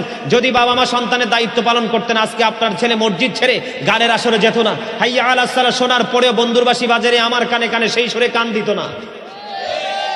কয়টা বাবা মা দায়িত্ব পালন করেছেন? রাসূল বলেছেন আদিবু আওলাদাকুম আলা সালাসি হিসালিন হুব্বি নবীকুম ওয়া হুব্বি আহলি বাইতিহি ওয়া আলা কিরাআতিল কোরআন। রাসূল বলেছেন তোমরা তোমাদের সন্তানদেরকে তিনটি বিষয় শিখাও। একটা হলো হুব্বি নবীকুম, teach the love of the prophet, নবীর প্রেম শিখাও। ওয়া হুব্বি আহলি বাইতিহি, ও টিচ ফ্যামিলি লাভ, নবীর পরিবারের ভালোবাসা শিখাও। এরপরে বলেছেন ওয়া আলা কিরাআতিল Quran, learn to recite the holy Quran, Quran তেলাওয়াত শিখাও। কয়টা বাবা মা সে দায়িত্ব পালন করছেন? বাচ্চাটা একটু মাথা তোলা হইলে নিয়ে ভালো করে খাইতে জানে না, বাবা এবিসিডি পড়ো, আলিফ বাতা পড়ানোর কোনো খবর নাই। আজকে সমাজে দায়ী আপনারা, আমরা। বাবারা মনে রাখতে হবে, আমার দিকে তাকান, every parent should take care their children very carefully. প্রত্যেকটা পিতামাতার উচিত তাদের সন্তানের দায়িত্ব যত্ন সহকারে পালন করা। আর আমরা সন্তান হিসাবে we should obey our parents, আমাদের প্রত্যেকের উচিত আমাদের পিতামাতাকে মান্য করা। কথা কি বুঝতে পারছেন? আপনি মোবাইলে গান শোনেন, ঘরে টিভির পর্দায় শোনেন, বিয়ে বাড়িতে যেয়ে শোনেন, অথবা টাকা খরচ করে গানের আসর বসান, অবস্থা কখনোই ভালো হবে না। আপনি যখন গান বাদ্যযন্ত্রের মাধ্যমে বিবাহের সূত্র তৈরি করবেন, এই বাচ্চা দেখবেন ওয়া ওয়া বলে কাঁদবে, একটা দুইটা কথা বলতে পারে, খাবার খাওয়াইতে পারবেন না। মোবাইলটা দিতে দেরি, বাচ্চা দেখবেন চুপ হইতে দেরি হবে না। এটাই বাবা মার জন্য সবচেয়ে বড় অভিশাপ। মনে করতে হবে। এই আমার দিকে তাকান বন্ধুরে আমার, আগামী দিনে দেখবেন বাংলাদেশ মেধাশূন্য হয়ে যাবে। কি হয়ে যাবে? মনে রাখবেন, গাজী সুলাইমান আল কাদরি একটা কথা বলবে, কারণ বন্ধু তাদের প্রতিভাকে বিকাশ করার জন্য কোনো এক্সাম্পল তারা দিতে চায় না, কোনো এক্সাম্পল নিতে চায় না, কোনো প্লেসকে তারা বেছে নিতে চায় না। জন্মের পরে মোবাইল নামক এক অভিশপ্ত বস্তু তার হাতে চলে আসে। এটার মধ্যে যত দুষ্ট, যত চরিত্রহীন, যত নোংরামি, সব কিছু দেখে দেখে বাচ্চার বিবেকটাকে শুরু থেকে মস্তিষ্কটাকে একবারে ধ্বংস করে দেয়। এখান থেকে বেরিয়ে আসতে হবে। জাতিকে উন্নতির ধারাবাহিকতা ধরে রাখতে হলে বন্ধু এখান থেকে আমাদেরকে সচেতন হয়ে আসতে হবে। এবার আমি যদি যাই বন্ধু, আরেকটা টপিক দিব, নিবেন কিনা? ম্যাক্সিমাম যুবকের পরনে জিন্স প্যান্ট। আমাকে রিসিভ করার জন্য কয়েকটা মোটরসাইকেল গেল, নজর দিয়ে চাইয়া দেখলাম এখানে আমার লগে একটা আছে, এটাও গেছিল মনে হয়, গেছিল না আগে জানতা, একটা গেছে, এটার পরনেও জিন্স প্যান্ট আছে না নাই? ওই এনে একটা বৈশা রয়েছে টুপিওয়ালা, জিন্স প্যান্টওয়ালা আছে না নাই? ওই আমার লগে আইছে আমার একজন সঙ্গী, হ্যাঁ ও সরকারি চাকরি করে, কিন্তু দেখতে বেড়া সুট্টু, বেড়া কি সুইটটা, কিন্তু খোলে শুধু গিটটা। আমার লগে জিন্স প্যান্ট পরে এসেছে। বন্ধু আমার দিকে তাকান, ম্যাক্সিমাম যুবক জিন্স প্যান্ট পরেছো, কলঙ্কজনক পোশাক রে, তোমরা জানো না। সূরা আরাফের 26 নম্বর আয়াতে আমার দিকে তাকান, আল্লাহ রাব্বুল আলামিন বলেছে, ইয়া বানি আদম কদ আনজালনা আলাইকুম লিবাসান ইউওয়ারি সাওয়াতিকুম ওয়া রিশান ওয়া লিবাসুত তাকওয়া যালিকা খায়র। আল্লাহ বলেছেন, হে আদম সন্তান, আমি তোমাদের জন্য পোশাক দিয়েছি, পোশাক পরো, লজ্জাস্থান রাখো, যা তোমাদের সৌন্দর্য বৃদ্ধি করে দিবে। এখানে সবচেয়ে বড় মজার কথা হলো লিবাসুত তাকওয়া যালিকা খায়র। আল্লাহ যত পোশাক দিয়েছে এর মধ্যে সবচেয়ে উত্তম পোশাক হলো তাকওয়ার পোশাক। বন্ধু ওয়াজ হলো এগুলো, ওই যে নবীর আদর্শের কথা বলছি। আমরা ইমানদার পুরুষ যারা, তাদের পোশাক উপর দিয়ে থাকবে নাভি বরাবর অথবা উপরে, নিচের দিক দিয়ে থাকবে বন্ধু টাকনোর উপরে। লুঙ্গি বলেন, প্যান্ট বলেন, পায়জামা বলেন, ট্রাউজার বলেন, যেটাই পরেন উপর দিয়ে থাকতে হবে নাভি বরাবর, কারণ নাভির নিচের অংশটাই লজ্জাস্থান শুরু। কথা বলেন না কেন? এবার আসেন বন্ধু, এখন বলে হুজুর জিন্স প্যান্টের কাছে কেন গেলেন? কারণ এটা মুখস্থ একটা অভিশপ্ত পোশাক, কারণ এটা কোনো ইমানদার আবিষ্কার করেনি। আমাদের জন্য ব্রাশ আবিষ্কার করে মেসওয়াকের মতো একটা সুন্নাতকে মেরে ফেলেছে বেঈমানেরা কৌশলী। বাংলার আনাচে কানাচে ফুরকানিয়া মাদ্রাসা সকাল যখন হতো, বুড়ি বুড়ে বন্ধু কোরআন তেলাওয়াতের আওয়াজ শোনা যেত। এই কোরআনকে বন্ধু হত্যা করে ফেলেছে কিন্ডারগার্টেন আবিষ্কার করে, এটা বিধর্মীদের কৌশল। আজকের পোশাক মুসলমানের লজ্জাকে ধ্বংস করে দিয়েছে। উপর দিয়ে থাকে নাভির নিচে, নিচে দিয়েও থাকে টাকনুর নিচে। এখন যদি বলি তুমি এটা উপরের দিকে ওঠাও, সে ওঠাইতে পারবে না, কারণ তার জন্মই হয়েছে ছোট্ট হয়ে। কথা কয় না? জন্ম কি হাজার টানলে উপরে উঠবে না, কারণ বেঈমানদের এটাই হলো কৌশল। এবার আসেন বন্ধু, আমি একটু হাদিস শরীফের দিকে যাই। নবী বলেছেন, আল্লাহ রাব্বুল আলামিন যারা অহংকার করে করে টাকনো নিচে ঝুলিয়ে ঝুলিয়ে পোশাক পরে, তাদেরকে কিয়ামতের দিন ক্ষমা করবে না। আল্লাহ রাব্বুল আলামিন বলেছে যারা ব্যবসা করতে গিয়ে ওজনে কম দেয় তাদেরকেও ক্ষমা করবে না। মানুষ বিপদে পড়লে উপকার করে, সুযোগ পাইলে তাকে খোটা দেয়, এইরকম মুসল্লি আছে, তাদেরও কোনো ক্ষমা নাই। আমার ওয়াজ হলো বন্ধু পোশাকের দিকে, কোন দিকে? এখন আপনারা বলবেন যে হুজুর নিচে দিয়ে বটে ফেলবো, আমি মেনে নিলাম নিচে দিয়ে বটবেন, আমি অ্যাকচুয়ালিটি মেনে নিলাম বন্ধু, কিন্তু উপর দিয়া কেমন করে বৈধ করবেন? আল্লাহ কন্ডিশন দিয়েছেন দুইটা, উপর দিয়ে এবং নিচে দিয়ে। নিচেরটা থাকবে টাকটার উপরে, উপর দিয়ে থাকবে নাভির উপরে। নিচে দিয়ে বটে উপরে উঠাতে পারবেন, কিন্তু উপরটাকে উপরে উঠাতে পারবেন না। দেখছেন নাকি কৌশলে পোশাক বানিয়ে দিয়েছে। আমার দিকে তাকান, এবার এই জিন্স প্যান্ট পরে মুসল্লি মসজিদে যায় কি যায় না? আজকের পর থেকে যুবকদেরকে বলবো, কত সুন্দর পাঞ্জাবি ঘরে তাও দিয়ে রাখি, হিন্দুরার পূজার দিন পাঞ্জাবি রামায়ান আছে, কথা কন না কেন? বন্ধুর বাড়িতে বিয়েতে যাবে, রং তামাশা করবে, ওখানে পাঞ্জাবি পরে যায় লাল নীল হলুদ। আর একটা কথা বলে দেই, যুবকের দল একবারে টকটকে লাল কোনো জামা পরবা না, কোনোদিন এক কালার একবারে লাল। নবী বলেছেন যুবকরা স্বর্ণ পড়তে পারবা না, মুসলমানরা লাল জামা পড়তে পারবে না, নারীদের জন্য জায়েজ। বন্ধুরে আমার নবী মসজিদে অবস্থান করতেছেন, এক জনৈক ব্যক্তি এসে নামাজের নিয়ত করে ফেললো। নবী বলল তুমি ওযু করে এসো, তিনি ওযু করতে গেলেন, আবার এসে ওযু করে এসে নামাজের নিয়ত বানলো। নবী আবার বললেন তুমি ওযু করে এসো। এমনি করে করে বন্ধু কয়েকবার যখন নবী বললেন, কয়েকবার সর্বশেষে নবীকে প্রশ্ন করা হলো, ইয়া রাসূলুল্লাহ, ইয়া হাবিবাল্লাহ, নবী গো বারবার কেন বলছেন ওযু করে আসার জন্য? ইয়া রাসূলুল্লাহ, আমার নবী বলেছে কিয়ামত পর্যন্ত এই পোশাক পরে নামাজ পড়তে পারবে, নামাজ পড়লেও আল্লাহর দরবারে নামাজ কবুল হবে না। এই কারণে দেখবেন এখন মানুষ নামাজ পড়তেছে কিন্তু হেদায়েত, নামাজও ঠিক, সুদও ঠিক, ঘুষও ঠিক, মিছা কথা ঠিক, যত অন্যায় সব ঠিক, আবার নামাজও। আপনি নামাজকে পরিপূর্ণ করতে হলে সব দিকের পবিত্রতা লাগবে, পোশাকের পবিত্রতা লাগবে, পোশাকের যে কন্ডিশন সেটাকে মানতে হবে, বডি পবিত্রতা লাগবে। এবং বন্ধু সব ধরনের পবিত্রতা নিয়ে যদি নামাজ পড়তে পারেন তাহলে আল্লাহ ওয়াদাবদ্ধ আপনার পুরস্কারের ক্ষেত্রে, অন্যথায় পুরস্কার মিলবে না। এবার আসেন আমাদের সমস্যার একটা আছে ওযু। হযরতে সাদ রাদিয়াল্লাহু তাআলা আনহু ওযু করতেছেন, আমার নবী তার পাশ দিয়ে যাচ্ছিলেন, যাওয়ার সময় নবী বলল সাদ রে অপচয় করিও না। ইয়া রাসূলুল্লাহ, ইয়া হাবিবাল্লাহ, নবী গো যদিও কি অপচয় আছে? আমার নবী বললেন সমুদ্রের কিনারাও যদি ওযু করো অপচয় করিও না। বলে হুজুর রহস্য কি? আমার নবী ওযু করতেন মাত্র 1 কেজি পানি দিয়ে, 1 কেজি পানি দিয়ে, আর গোসল করতেন 4 কেজি পানি দিয়ে। এখন আপনি ওযু করতে যাই ট্যাপ এত মোটা করে ছাড়তেন, 1 কুলি দিতে দিতে আধা লিটার মাইনাস, 10 লিটারও যেমন দেখা যায় 10 লিটারে ওযু হয় না। এটা অপচয়, বাঁচতে পারবা না। নবী যে কন্ডিশন দিয়েছে বন্ধু, সুন্দর করে ওযু করবা শরীয়তের আইন মেনে, এই ওযু করনেওয়ালার পুরো বডি বন্ধু কিয়ামতের দিন নূর ঝলমল করতে থাকবে। নবী বলেছেন কাল কিয়ামতের দিন নবীর নির্দেশ মেনে যে ওযু করতে পারবে, ওই ওযু করনেওয়ালার জন্য 8টা জান্নাতের দরজা খোলা থাকবে, যেটা দিয়ে মন চায় সেটা দিয়ে ঢুকতে পারবে। এবার আসেন আমাদের নামাজে কবুল না হওয়ার আরো সমস্যা। প্রস্রাব করার পরে বন্ধু মিম্বরে যখন দাঁড়াই খুতবা দেওয়ার জন্য, দেখি ওরে বাপরে বাপ কি জমিদারের বেটা দৌড়ে আসতেছে গেটাপ টেটাপ নিয়ে। এবার প্রস্রাব খানায় গেছে, প্রস্রাব করে সাথে সাথে পানি খরচ করে মসজিদে। এই বড় লোকের বেটা গেটাপ সম্পূর্ণ তোমাদেরকে আজকে বলবো, এতদিন যেমনি প্রস্রাব করার পরে সাথে সাথে পানি খরচ করতা, আজকে খরচ করে দেখ, খরচ কইরো না। আজকে এখন থেকে স্টাডি করে দেখবা, তোমার প্যান্ট হোক, লুঙ্গি হোক, পায়জামা হোক, প্রস্রাব ফোটা ফোটা করে দেখবা ভিজে যায়।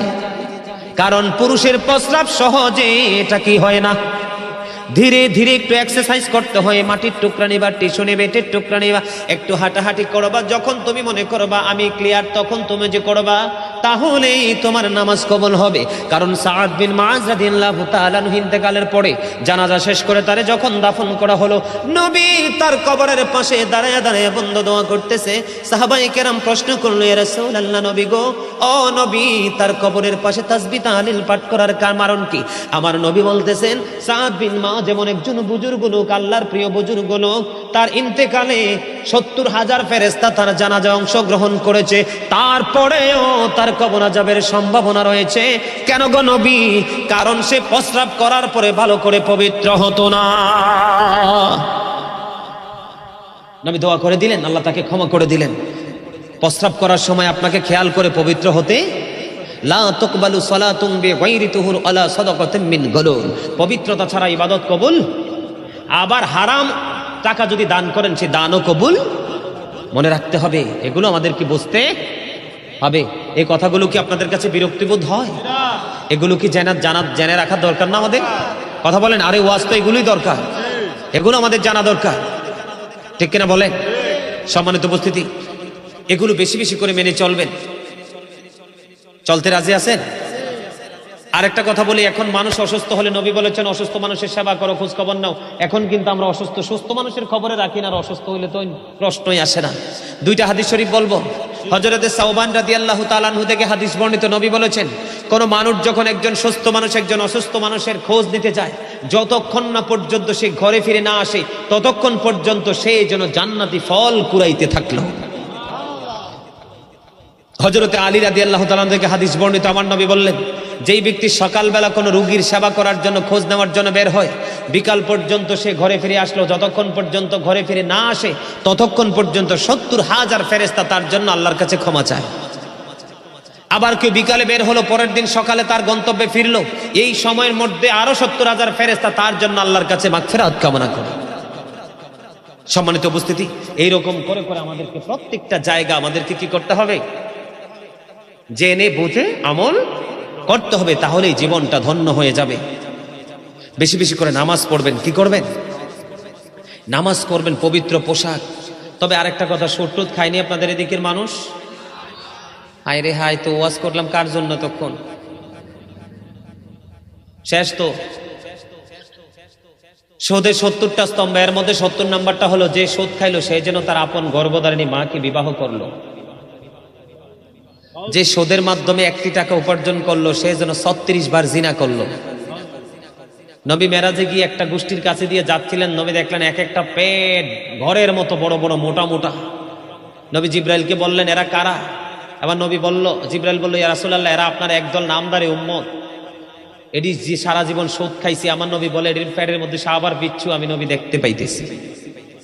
সাপের চরিত্র কি? আদর করা না সবল দেওয়া? সুদখোর সম্পর্কে অনেক তথ্য দিয়েছে, যে নোংরা যিনি সুদ খায়, যিনি সুদ দেয়, যিনি সুদের সাক্ষী হয়, যিনি সুদের ইসলাম লেখে, সুদ সম্পর্কে 1 মিনিটের কথা বলে যারা সাপোর্ট দেয় সবার জন্য একই রকমের সাজা। এদের জন্য হাদিস শরীফের মধ্যে এসেছে একটা খাবার বরাদ্দ, তিনাতুল খাবাল। ইয়া রাসূলুল্লাহ, এই খাবারটা কি? নবী বলেছেন আরেকটা জাহান্নামের নিংরানু, রক্ত, পুজ অথবা ঘাম। নাউজুবিল্লাহ বলেন না। শোনেন, আজকের পর থেকে বেশি বেশি করে তওবা করবেন। কি করবেন? যেই ব্যক্তি আল্লাহকে ভয় করে মাছির মাথার সমপরিমাণ 1 ফোঁটা চোখের জল ফালাবে, 1 ফোঁটা, কয় ফোঁটা? মাছির মাথার সমপরিমাণ, তার জন্য জাহান্নামের আগুন হারাম হয়ে যাবে। এখন শীতকাল না, শীতের দিনের সম্পর্কে একটা হাদিস শরীফ কইতাম নেই। সম্মানিত উপস্থিতি, আমার নবী শীতের দিনে বের হলো। বের হওয়ার পরে হঠাৎ করে নজর দিয়ে দেখলেন গাছের পাতা বিরামহীন ভাবে ঝরে ঝরে পড়ছে। তো পড়তে দেখে আমার নবী গাছের ডাল ধরলেন। ধরতে দেরি, যেটা এমনি ঝরে লাগলে তো আরো বেশি ঝরে। কথা বলে না কেন? আরো জোরে। তখন হাদিসের রাবিকে ডাক দিলেন, উনি উত্তর দিলেন লাব্বাইকা ইয়া রাসূলুল্লাহ, আমি হাজর। রাবি ছিলেন হযরত আবু যর রাদিয়াল্লাহু তাআলা আনহু। তিনি বললেন ইয়া রাসূলুল্লাহ, আমি হাজির। তখন নবী বললেন তুমি চাইয়া দেখো, শীতের দিনের কারণে গাছের পাতা যেমনি শুষ্ক হয়ে ঝরে ঝরে পড়ে, আল্লাহর বান্দা যখন আল্লাহকে পাওয়ার আশায় মন প্রাণ খুলে যখন নামাজের মাধ্যমে আল্লাহর কুদরতি কদমে সিজদা দিবে, তখন এই গাছের পাতার মতো তার সবগুলো গুনাহ ঝরে পড়ে যাবে। সেইভাবে নামাজ। আজকে কিন্তু আমি এক দিক নিয়ে আলোচনা করিনি, বিভিন্ন দিক নিয়ে আলোচনা করেছি। সম্মানিত উপস্থিতি, বিভিন্ন দিক থেকে তথ্য দিয়েছি। আরো সময় পেলে আরো দিতে পারবো, কিন্তু প্রতিদিন তো মাহফিল, অনেক লম্বা সময় আলোচনা করে ফেলছি। একটু দোয়াটাও করতে হবে না? তাবারও কাছে নেই? ও আচ্ছা, ঠিক আছে, একটা কাজের কাজ করছেন। তাবার উঠতে এত কষ্ট করে রাইন্দা বেড়া দেয়, পরের দিন কয় লবণ হয়েছে না। তো কি দরকার আছে তাবারুক ছাড়া? কথা বলেন, কথা বলেন। আপনারা কি রাসূলকে দাঁড়ায় সালাম দেন? দেন? দেন? বসি তো রাসূলকে দাঁড়ায় সালাম দেওয়া যায় না, এটা আদবের খেলাফ। আপনারা যদি কেউ সালাম দেন দিবেন, নাইলে আমি দিব একটু সালাম। কারণ আপনারা সবাই জানেন আমি কিন্তু রাসূলকে দাঁড়িয়ে সালাতু সালাম দেই। কেন দেই জানেন? হাসান ইবনে সাবিত রাদিয়াল্লাহু তাআলা আনহু মসজিদে নববীর মিম্বরে রাসূলের শান যখন গিয়েছিলেন দাঁড়িয়ে গিয়েছিলেন। সুবহানাল্লাহ। আল্লাহ কোরআনে বলেছেন অত আজিরহু অত আফিরহু, আল্লাহ বলেছেন help him and respect him, তোমরা আমার হাবিবকে সাহায্য করো এবং সম্মান করো। আপনারা কেউ না দিলে আমি কিছু বলবো না, এটা মহাব্বত। কি এটা? মহাব্বতের থেকে আপনি যা করেন এটার মধ্যে কোনো ধরনের কোনো দলিল, ভালোবাসতে দলিল লাগে? আপনারা যদি কেউ না দেন বসে থাকবেন, আমি ছোট্ট করে রাসূলকে একটু দাঁড়িয়ে সালাম দিব, তারপরে দোয়া করে আমরা সবাই বিদায় নিব। রাজি আছেন? আমার আল্লাহ আল্লাহ আল্লাহ লা ইলাহা ইল্লাহ, আল্লাহ আল্লাহ আল্লাহ লা ইলাহা ইল্লাহ। সশরীরে জিন্দা নবীজি সোনার মদিনায়, আসুন সবাই দাঁড়াইয়া সালাম জানাই নবীজি। আল্লাহ আল্লাহ আল্লাহ লা ইলাহা ইল্লাহু, সালাম আলাইকা ইয়া রাসূল, সালাম আলাইকা ইয়া হাবিব, সালাম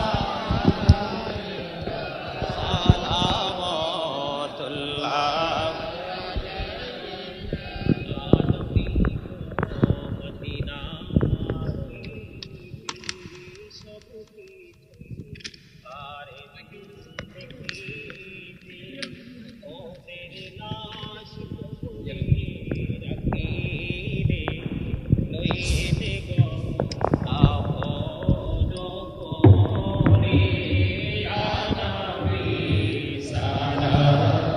عليك يا رسول سلام عليك يا حبيب سلام عليك صلاة الله عليك। আজ কি যদি পড়তাম মদিনা শীতল হইতো কলিজা, কোন পথে যাব মদিনা রাস্তা যে খুঁজে